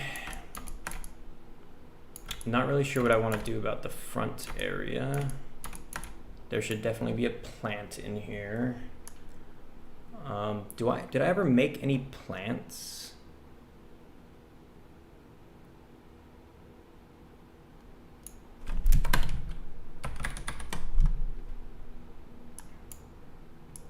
Motel lobby plant.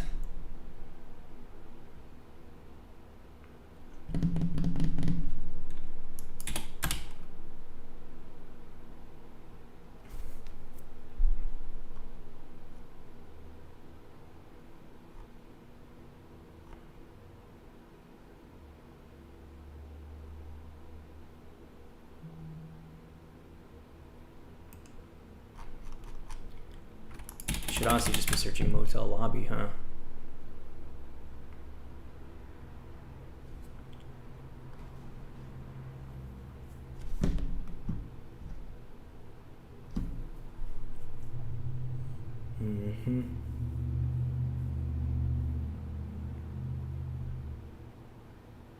Oh, a vending machine and coffee.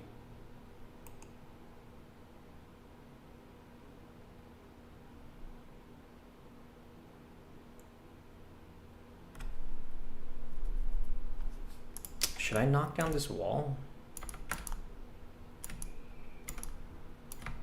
Or should this be for breakfast? Should probably just be for breakfast, huh? Could also be nothing. I could just hide this shit.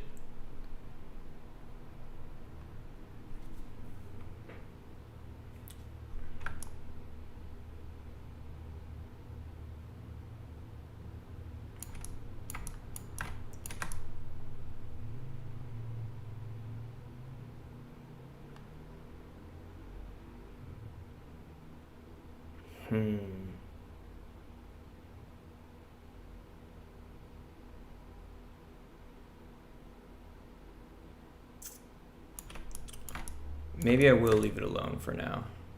I'm gonna leave it alone for now. I'm gonna move on to the next parts for today and see, which meant, I think at the very least, this pool, I'll put in the stairs, I guess. How do you make stairs? You kind of, I think you do like a cylinder and like do like this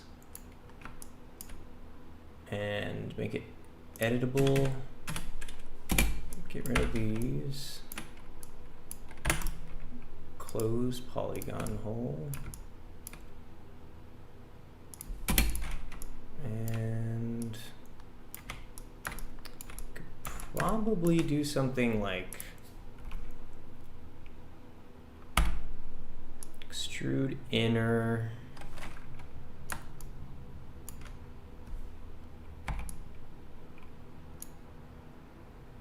And then extrude. Do it again.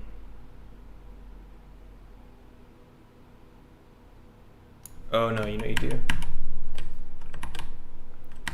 You extrude inner. And you scooch it back. Or, let's see, one direction. This way. Yeah, there you go. Then you do that again.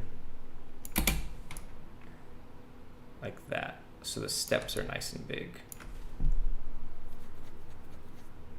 Okay, that makes sense. So now I could just go like this, inner, move it back, this. There you go. Now we could just throw those in.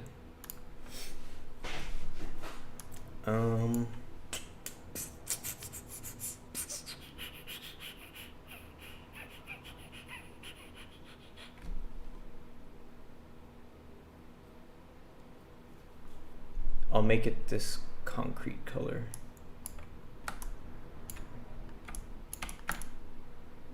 That's honestly fine.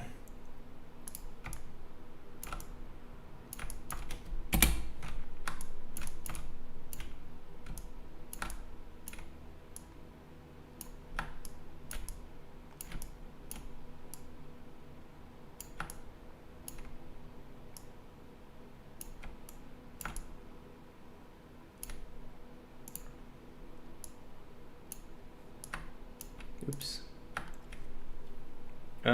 Woot, about to capture that video. I'll post the link in Discord. Siak.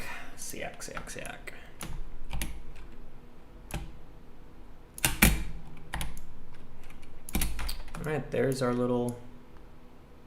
Should go in the corner, right? That's how these things usually roll. Like that.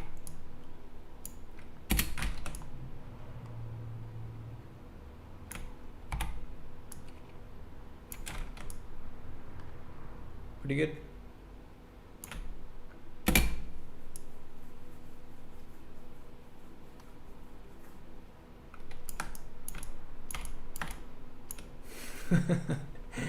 Oh man, fucking pools. It's so fun. Okay, so pool stairs.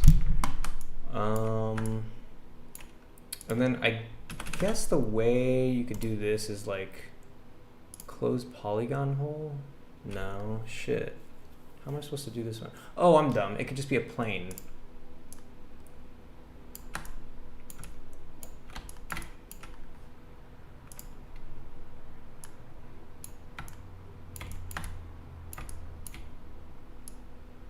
Like that.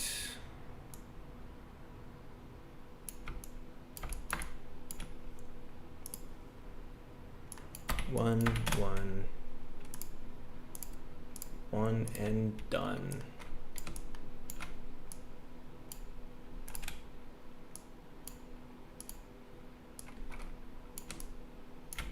Cool. And then I could just make pool water. It'll be kind of transparent, I guess. It'll be blue. Like this, does that work? That works all right for now, huh? Scoozy. Could probably turn off color. Turn off reflectance.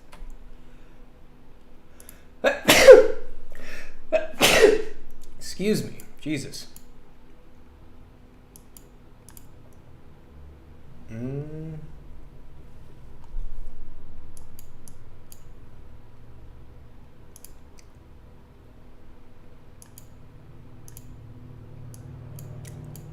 Oh, is that why?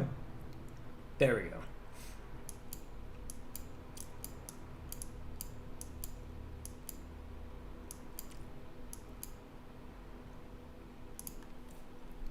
Cool. There's the pool. Oh, excuse me. What vid? I think Rusty's gonna put up something that he's working on, like this like alien hunting game. I would hit my toe on those pool stairs. Oh yeah, I would totally have blisters all over my feet from just like running up and down them all day. I'm working on a third-person space shooter. My son played it and demanded I finished it. It's so good. I still love that that's like the genesis of why this game's going to come to completion. You cool, you made it third-person instead of 2D. Oh, bless you. Thank you. Yep, I dig 3D a lot more. And thank you, John Jarrow, says Rusty Chicken. Okay. Now is this a fair place? Can I be released from this? Pool, check. Pool course standard. I'm not going to do the rail. I'm just going to do the stairs. Common area, table, chairs. That's a wish list item. Okay, consulate in. I'm going to put a big old check mark on that. Let's move forward. So, what else did I say I was going to finish today? Let me check off the consulate in. Street signs for DC. So, street signs, facade buildings, street markings.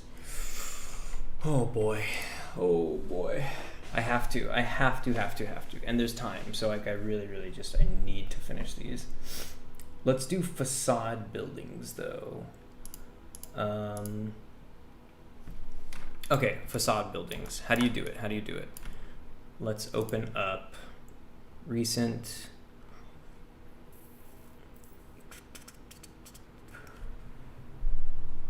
Public libraries, cafe, yellow car, hotel, motel room, DC prototype. Okay.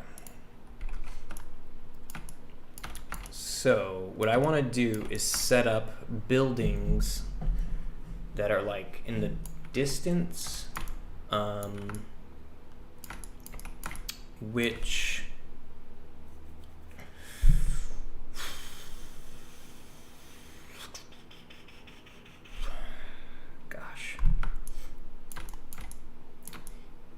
you know what kind of doesn't help is I have all these places as separate projects when I feel like I should be putting them in one big project. So let me try, ooh boy, and see how this works out. Gonna grab this public library. Let's grab all those, Alt-G, DC_ public library. Oops. I'm gonna save this, copy, and paste it into here. Okay, so there it is. Delete that part. Oops. Second floor. Oh my goodness. All these things are like, okay, Jesus Christ.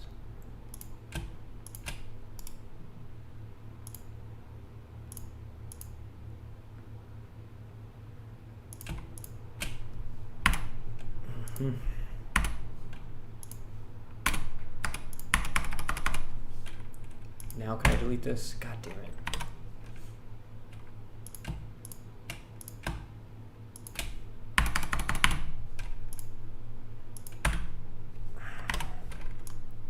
So annoying.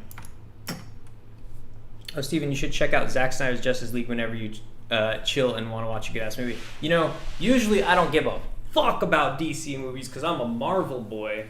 But I have to admit that I've seen some clips posted around, and I saw some stuff of like the Flash zipping around. There's some really emotionally charged action scenes, and I was like, that kind of looks like my jam. So I think I will actually. In the near future, I can very much imagine myself watching it.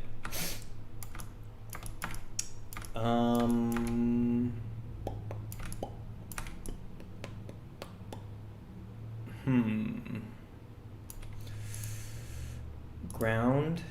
All these need to be that. Okay, now can I do it? Thank you. Library sections, delete.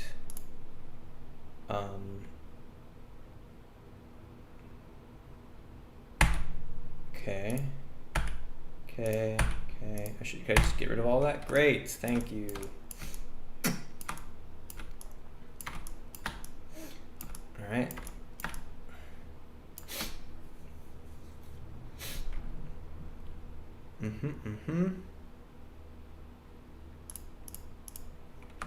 There's the library. That stands on its own. Oops, I'm just gonna take a look around, make sure nothing got all busted up. All right. Oh, I can't wait to light this place and walk around in it. Finish up some of these light textures. Okay. DC library implemented. I think I am gonna have like a main scene like this. This is probably what I should have done a long time ago. I'll call this pool water. I don't know what a lot of these things are.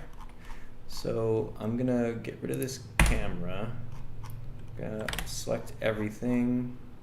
Gonna Alt G this shit and call it the consulate in.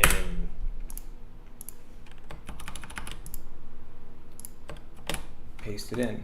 Nice, and it drops in right there. Perfect. Get rid of these townhomes because that's not going to be there anymore. And going to get rid of this chunk of, actually I guess it's not that, it's right there. Huh, okay.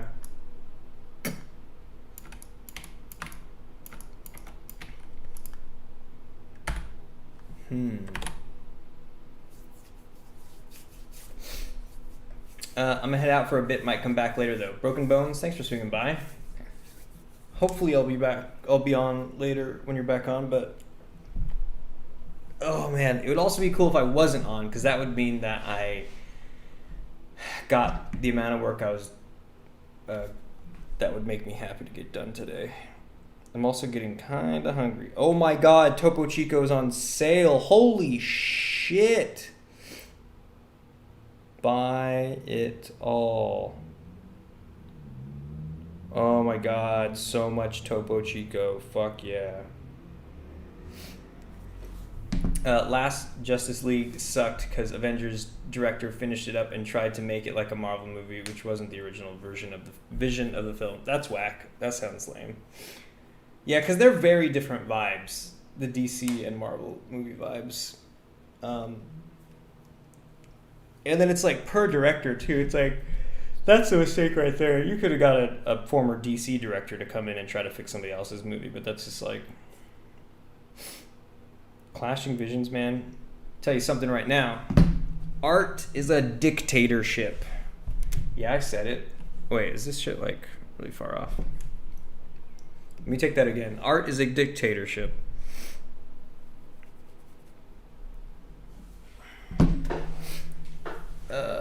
Hold on.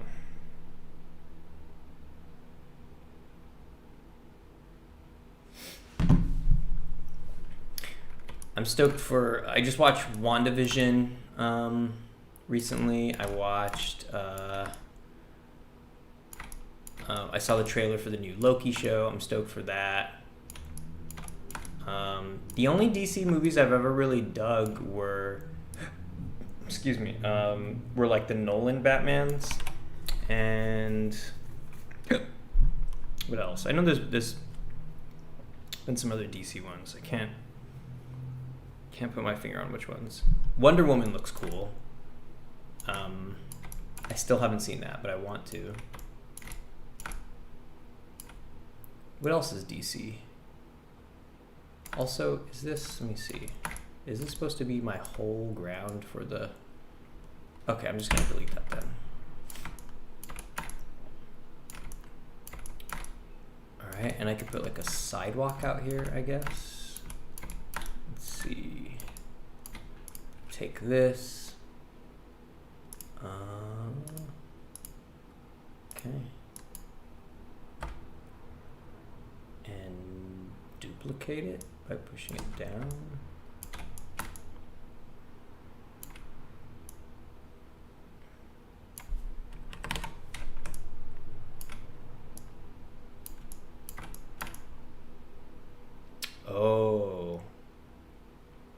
Here's something slightly problematic. I don't know.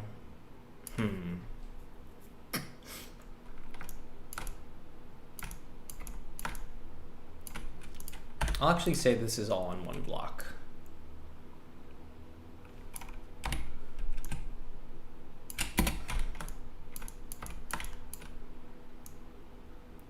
Like this. But it looks like that's kind of level with the park and shit. What about... This is the only thing that actually looks correctly leveled out, kind of. I'm gonna put this over here to test it. Oh, that's way lower. Okay, so this shit is just super uneven. NBD. If DC makes more movies with Zack Snyder, I'm so down, and love the mature, serious style more than Marvel's action kid friendly comedy. I don't know. You know, the thing is, like, my experience with the few DC films that I've seen is that they have an air of seriousness to them more than the Marvel movies do. But in that way, I actually take them less seriously than the Marvel movies. Like, I've often felt more engaged in the concepts that the Marvel movies were playing with over DC movies. You know, DC movies are like dark, you know, with big air quotes. Like, they'll kind of push seriousness, again, with big air quotes, further, I feel. Which definitely appealed. Like, that's why, isn't this new one? Isn't the new Zack Snyder one like super bloody and stuff like that? Whereas Marvel doesn't really get away with it. I think the only thing that they've ever pushed that with was Deadpool. Deadpool was the only one that they ever really kind of like did the R-rated kind of deal with, or even like barely pushed it. But I think that stuff aside, the emotional engagement has always been stronger for me in Marvel movies. They just feel, I don't know, more grounded, I guess, and more real. And I should say this too, is it's not a Marvel v DC thing. It's a MCU and like kind of DCU thing.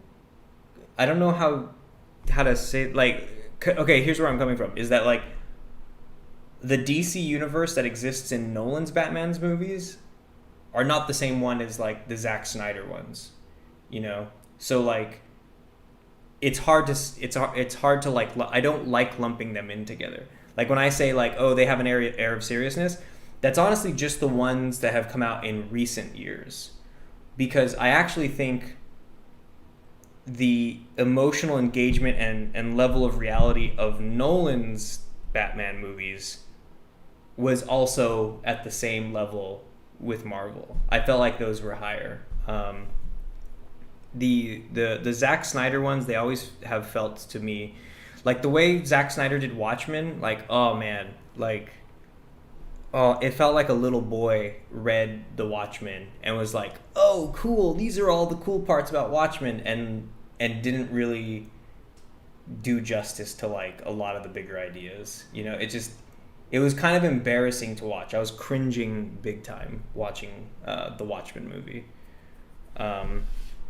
Zack Snyder is definitely a painterly filmmaker that has great compositional sensibilities, but I don't believe he's ever made, for me at least, has ever made a very compelling emotional story. Which is crazy, because if he did have that sensibility for emotional, like anything, if you coupled that with his visual sensibilities, that would be really potent shit. You know, if you took Marvel writers and gave their screenplay to Zack Snyder, I think he could potentially make a really like extraordinarily impactful film. But the problem is that he's lumped with whoever DC think is a good writer, and I don't think DC hires very good writers outside of the Nolan stuff. Shadows Light says Marvel deals more with technology and mythology type of concept. DC is more about biological, mental, psychological concept. Yeah, kinda. I feel like Marvel deals with like a lot of like psychological shit. For example, WandaVision. WandaVision's all about like a woman dealing with her trauma and like trying to exert control in a way that is both damaging to herself and the people that she loves. That's some real shit to be delving into, you know? And then like you put like fight scenes with crazy like, superhero shit in it, and like that just amplifies it. Like that takes two really high octane things on opposite ends of the human experience spectrum and puts them together. Like that's really powerful. And I think that's very like needed. Broken Bone says, I have returned. John Joe says, you will change your mind after you see the new Justice League. It has a very emotional moment at the end. No spoilers. That's the thing, is John Joe, I actually believe you because I saw a clip from it. I usually see DC clips and I'm like, this feels phony. This doesn't feel right. And even it's like, okay, out of context, whatever. But like, I've seen Marvel scenes out of context and was like, I should go see that movie because that seems very like genuine and like emotionally charged. But now I just saw some clips from the new Justice League version, whatever it is, and I saw some clips with the Flash, and I was like, just watching that clip alone got me like, ooh, that was kind of powerful. And that was the first time I've ever felt that with these new new DC movies. The new DC movies, man, I don't know what it is, dude. They need to.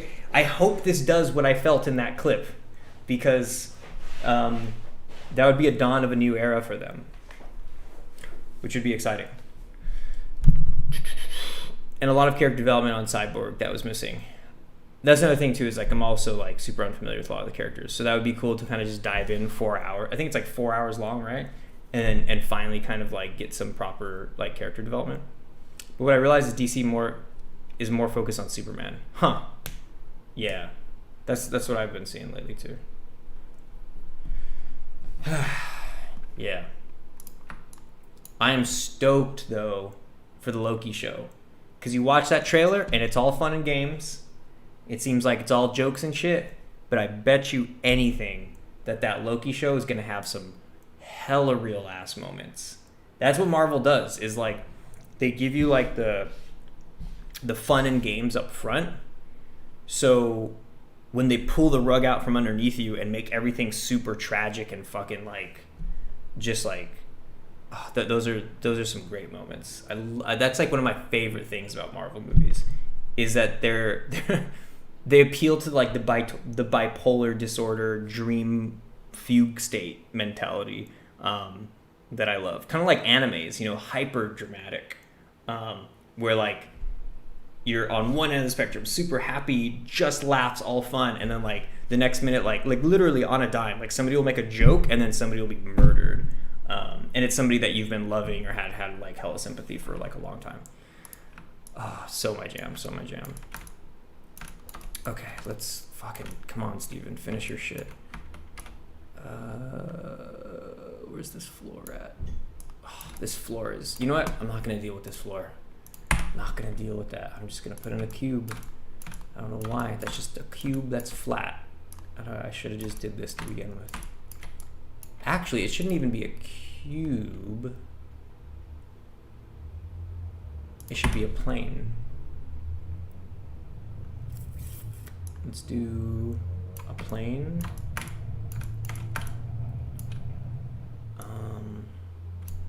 Make it super big. And this will just be asphalt.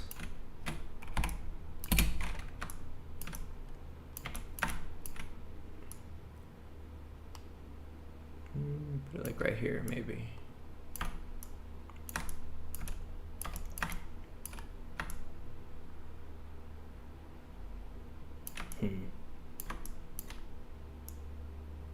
Right there.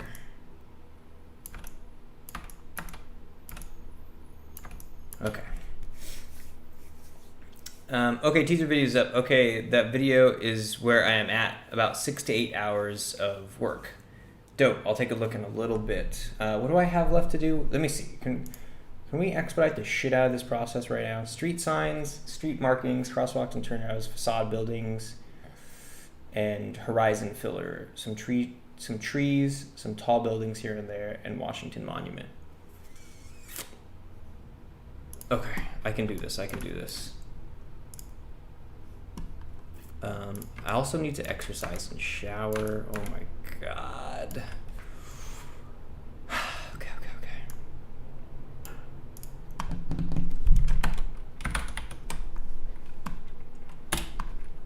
Oops. Textures.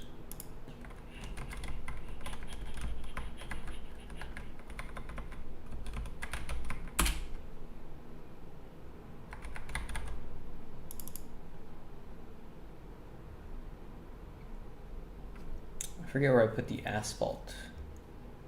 Asphalt, here we go.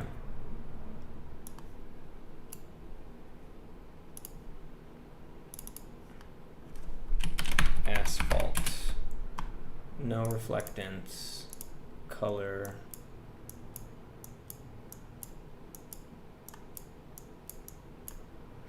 Make strength. Oh, there we go.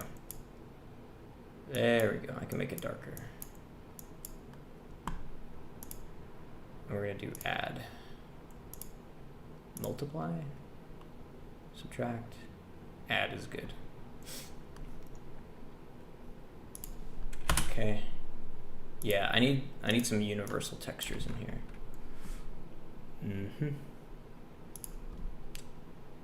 Tiles 100. Is this good? Yeah, that seems right. Maybe even like 50.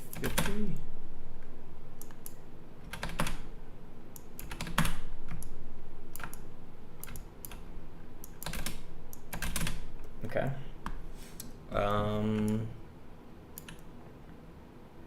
So there's that. And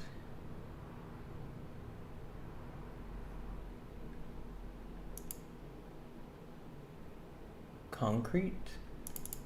What is this texture like? Huh.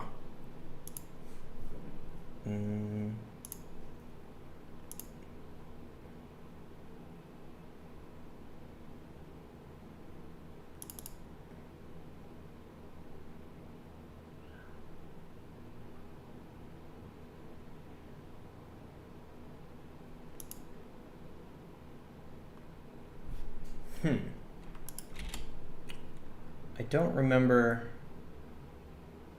if I had like a sidewalk texture somewhere.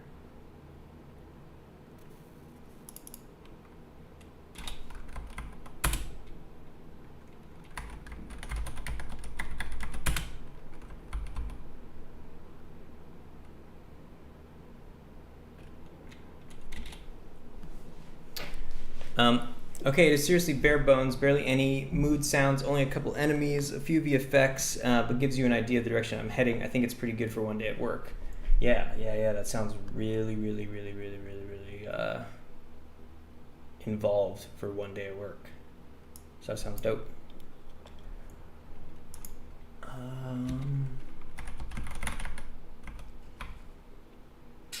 Shit, mate. I'm just gonna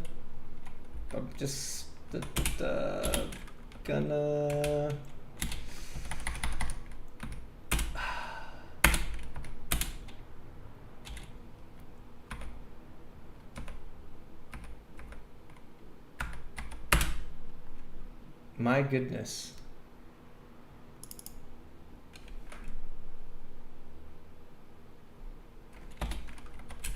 Sorry, I'm looking for a texture right now that I'm very surprised I'm unable to find.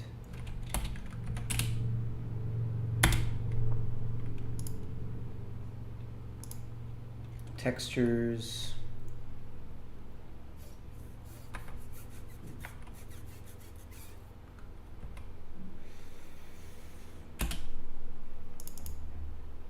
I'll do this one.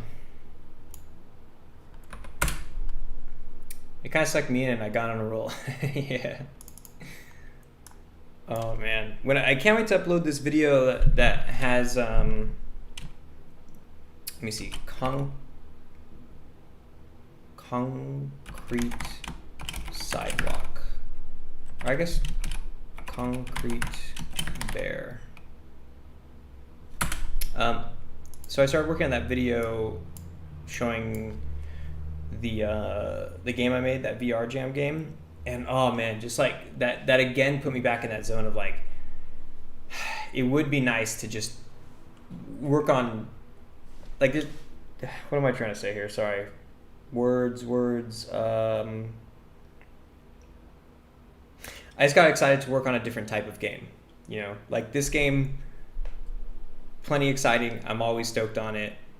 But like, I just can get excited about any fucking idea. You know, like I want to go do that VR game. I wanted to go do that anime weeaboo collections game. I wanted to do like a fighting game. What's this?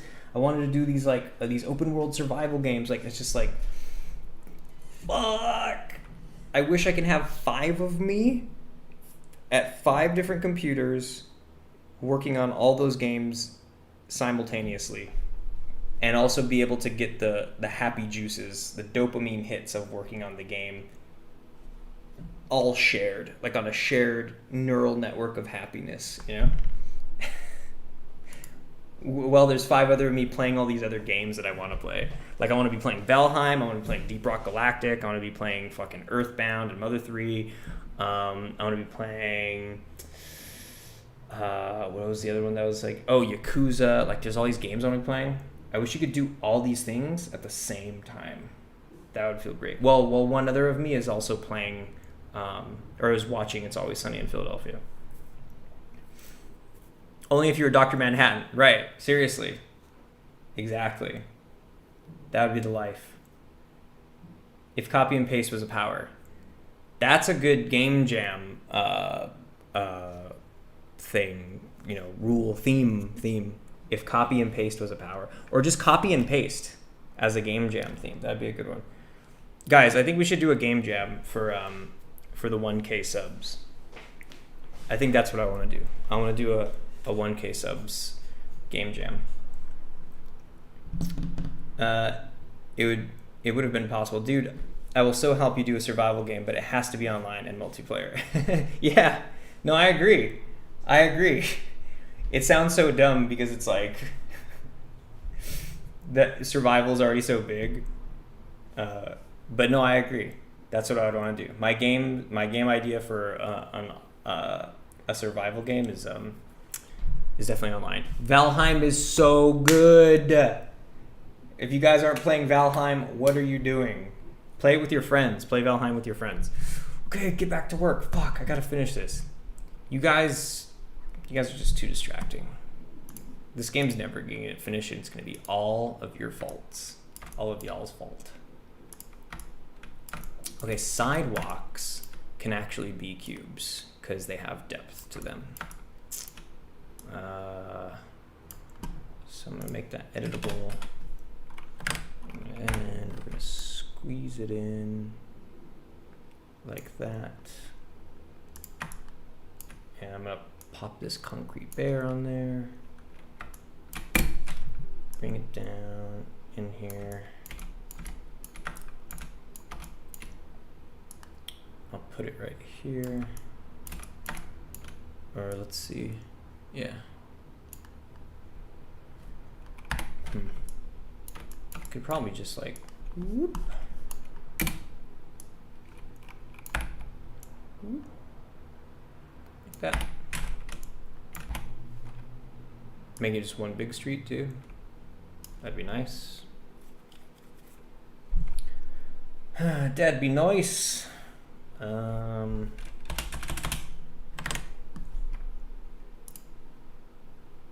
UV edit, box. Grab that. Shrink it way the fuck down.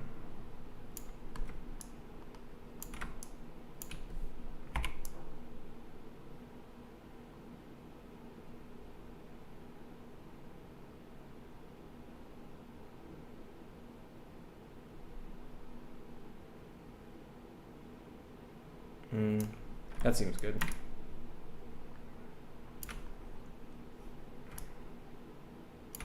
Okay.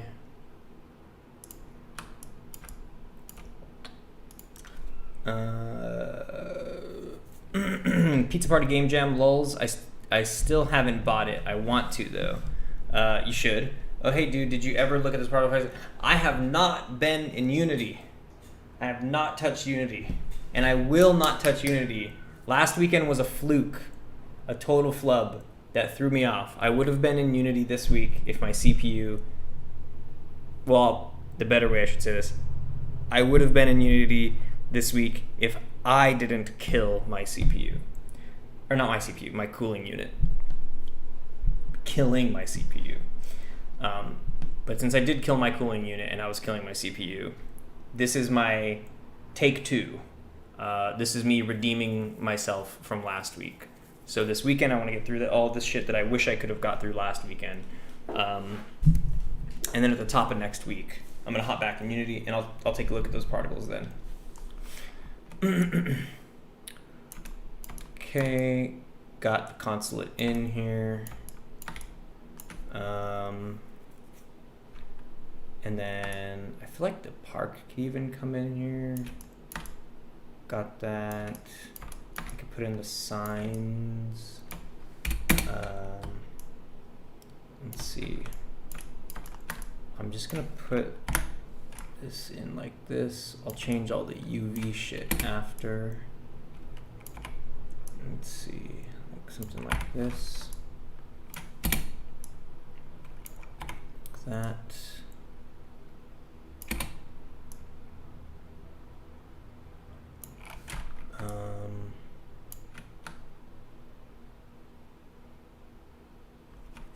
Trying to figure out a better way to lay out the city.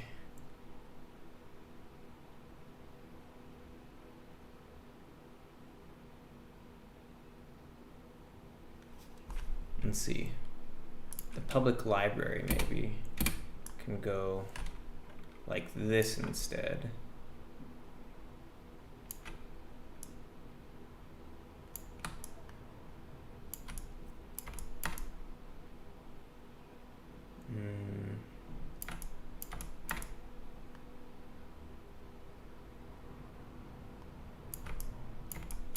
Yeah, and then the Tiki Lounge can go right there too.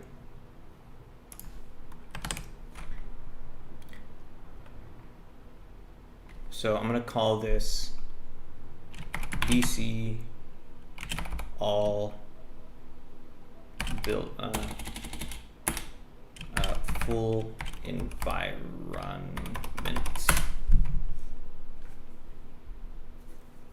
Okay, I'm gonna let you slide just this time, just this once. Oh, thank you. Oh, my soul has been forgiven, and I will rest easy tonight with your forgiveness.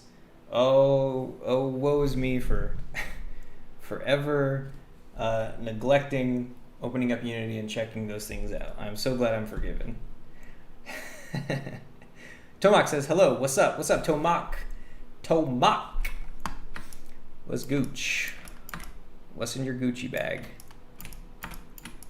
Let's put some this right here. Ooh, that looks nice too. I'm honestly like, you know what? Fuck this tree. Or not.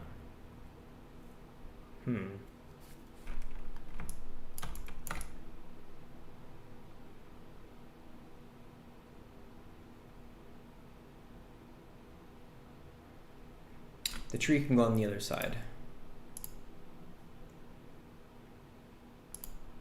American elm. Right over here. And then this can be extended like that. That makes for a pretty narrow street though, so maybe actually the way this should go. Actually, no, that's not bad. I'm currently having an all-nighter because I can't sleep with my anxiety. Tomak, I'm sorry. Sorry to hear that. How you feeling right now? You feeling a little bit better? Taking your mind off things?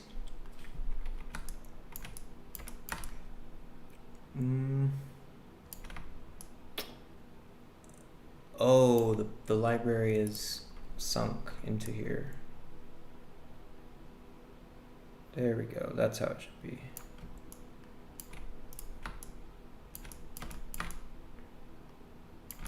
There we go.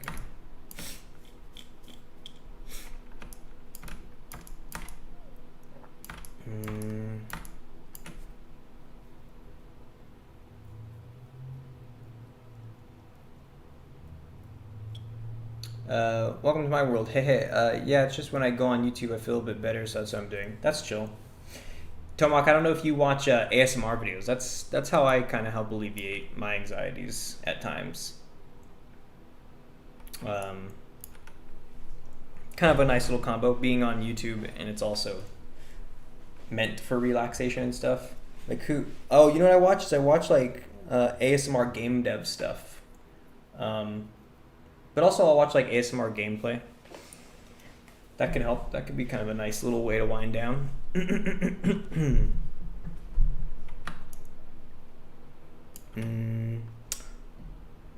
Also drinking warm water. Like, not warm water, hot water. Like, almost kind of like tea. Don't drink tea, though. Or, I mean, you could drink tea, but, like, make sure it doesn't have caffeine in it.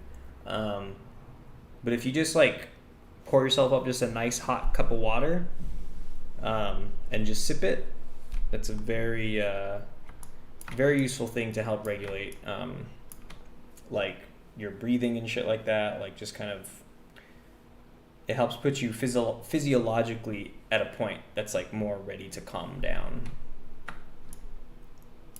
And you stay hydrated. Yeah, hot chamomile. Yep.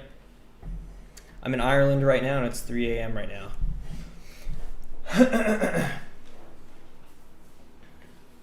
Yeah, it's probably a good time to put on some ASMR then.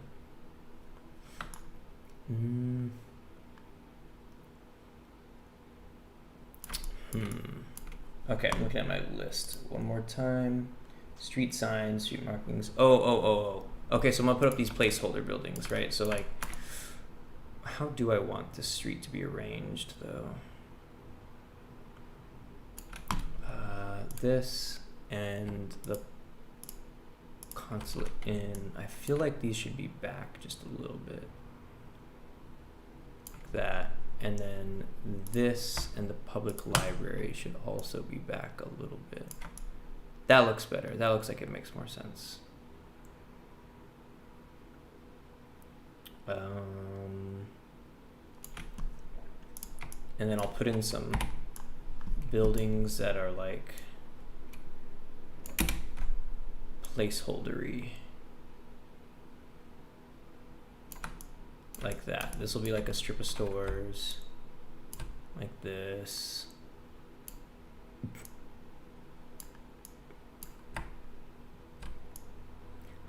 Right, that could be an alleyway right there. But then right here there'll be another corner, and there'll be a building right here.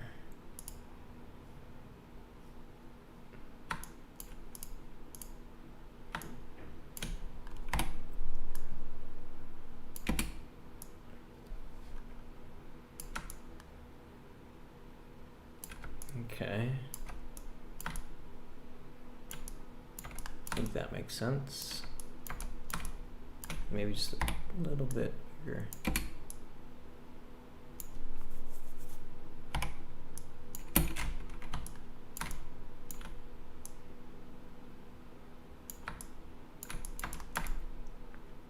Okay. and then like this. I also watched a really creepy video today, so that probably doesn't help. Oh yeah, oh, I hear you. That actually is a thing. Sometimes you watch like a creepy video and it's just like, you might not even be thinking about it, but just the way you feel after can be kind of like not so cool. I find that what helps is to overwrite that with something else that's also very memorable.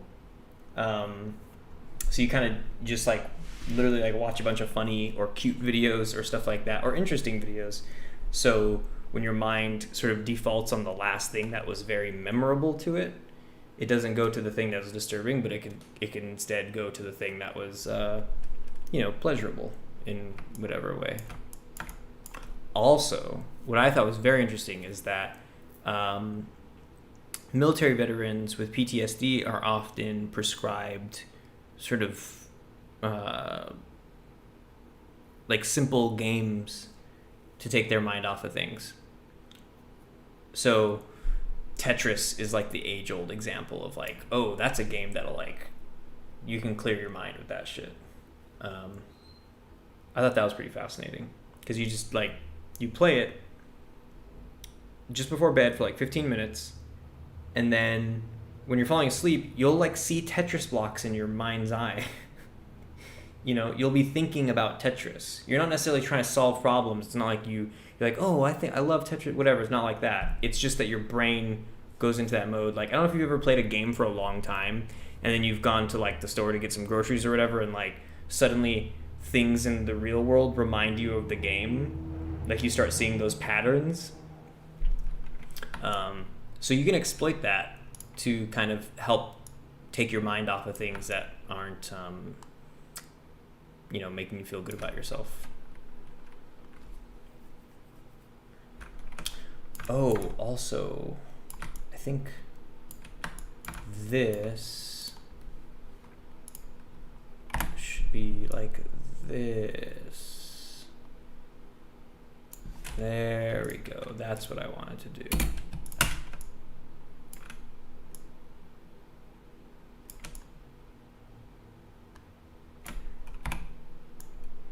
Oops.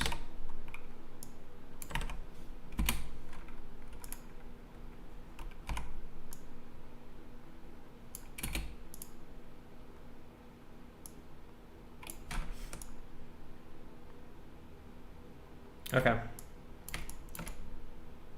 Cool. This could even be longer to take up both sides. And this could be a different building right here. It'll be like smaller. And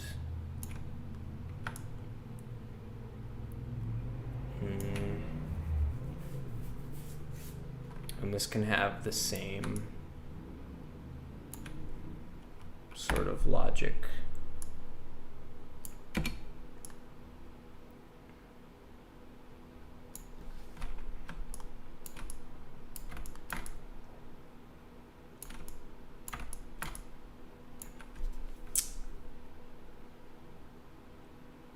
Or this could just be longer, like that, and this can go right there.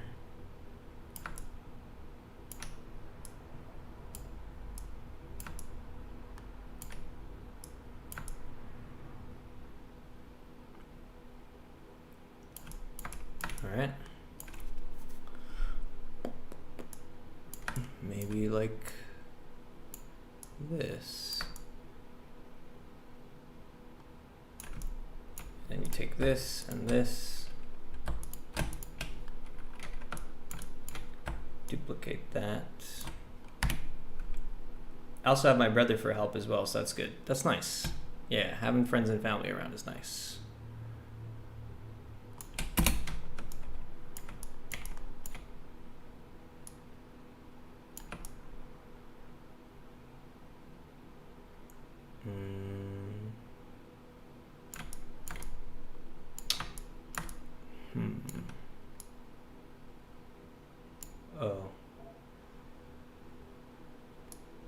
like right here.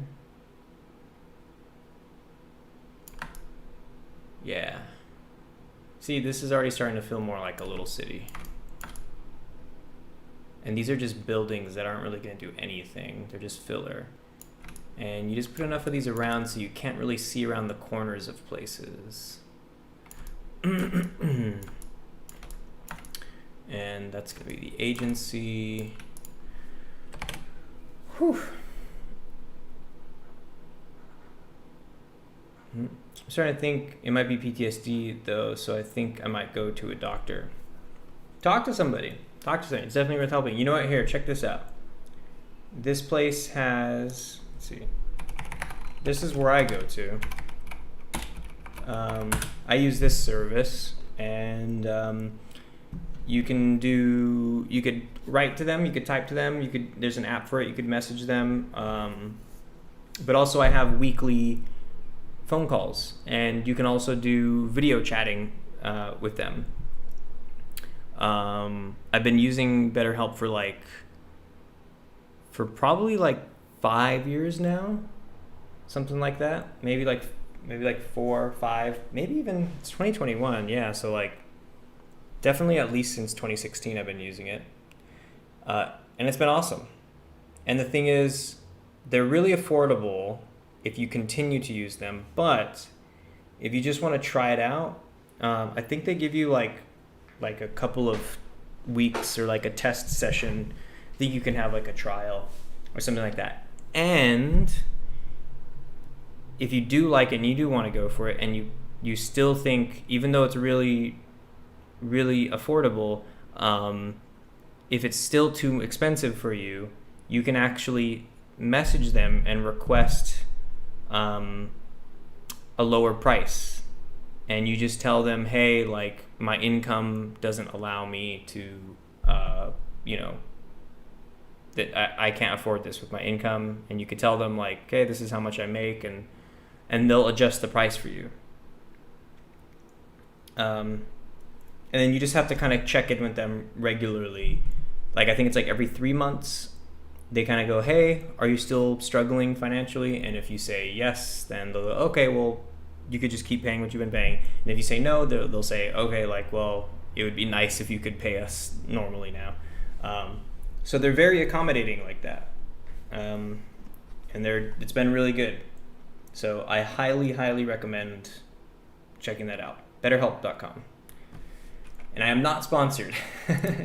As with many things that I praise on this stream, I'm not sponsored.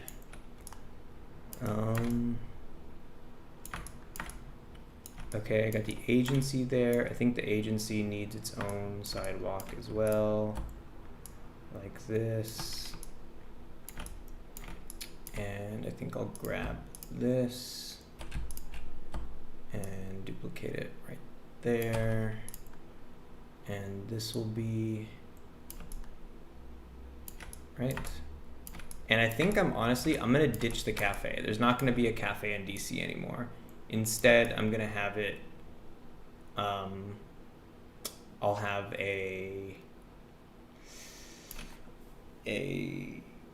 just the Manu PD Lounge. The Manu PD Lounge will go right there. Let me see.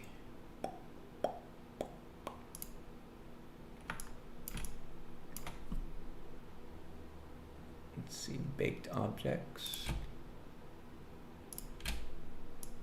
Here, I'll take all of that shit. Alt-G, the Manu PD Lounge. Copy this, paste it in.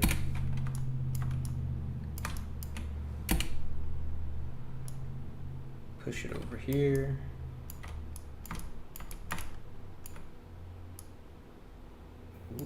Bring it down there.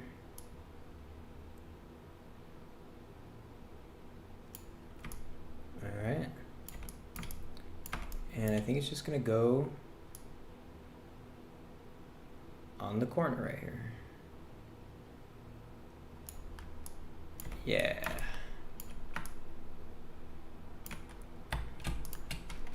And scooch these guys up. Like that. Get rid of this. And wasn't there another one in here?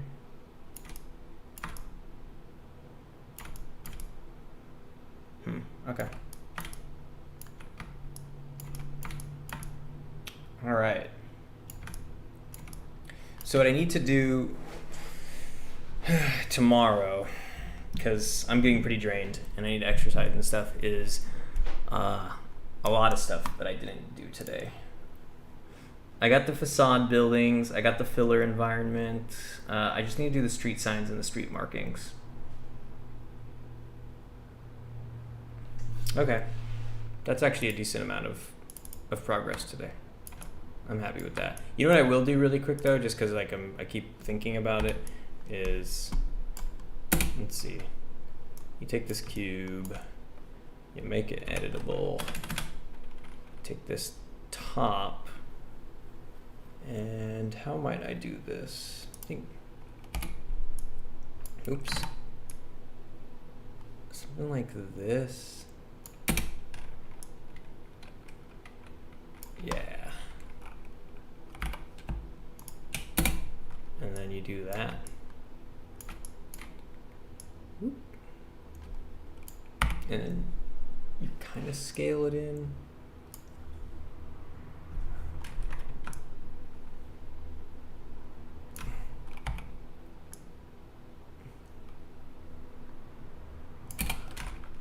I'm going off of a poster of the Washington Monument in my living room. I think that's pretty good. And then you could put like this off-white on it. And you just put this shit out in the distance. Like over here.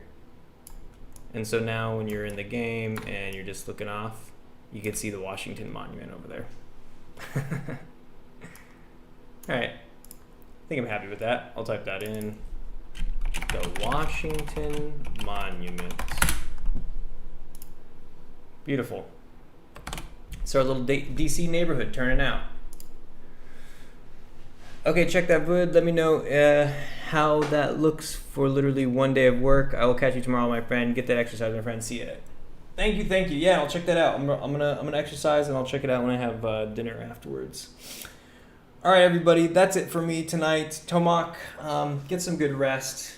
Definitely check out that site I sent. Maybe watch some ASMR videos. Some good. If you just search like ASMR and then like a game you like, that is my favorite way to wind down. That's always a jam. Yeah, take care of yourself. Let us know how things are going later. To everybody else in the chat, thanks for swinging by. John Jarrow, if you're still in there. Forgot who else. Shadow is Light was there. Broken Bones.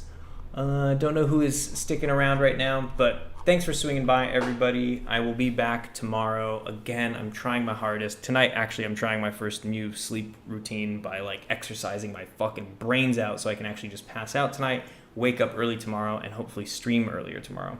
So, hopefully see you then. And Junjo says, waiting to see your Justice League reaction. Nice, yeah. I'm gonna watch it soon enough. It's definitely in the near future. And Tomac says, see ya. All right, everybody. Take care of yourselves. Get some good rest. Talk to your friends and family, the people you love. And eat right. Don't eat too much. Don't eat too little. Get some sunshine when you can. And generally just be nice to yourself. All right. Have a good night, everyone. Peace, peace, peace.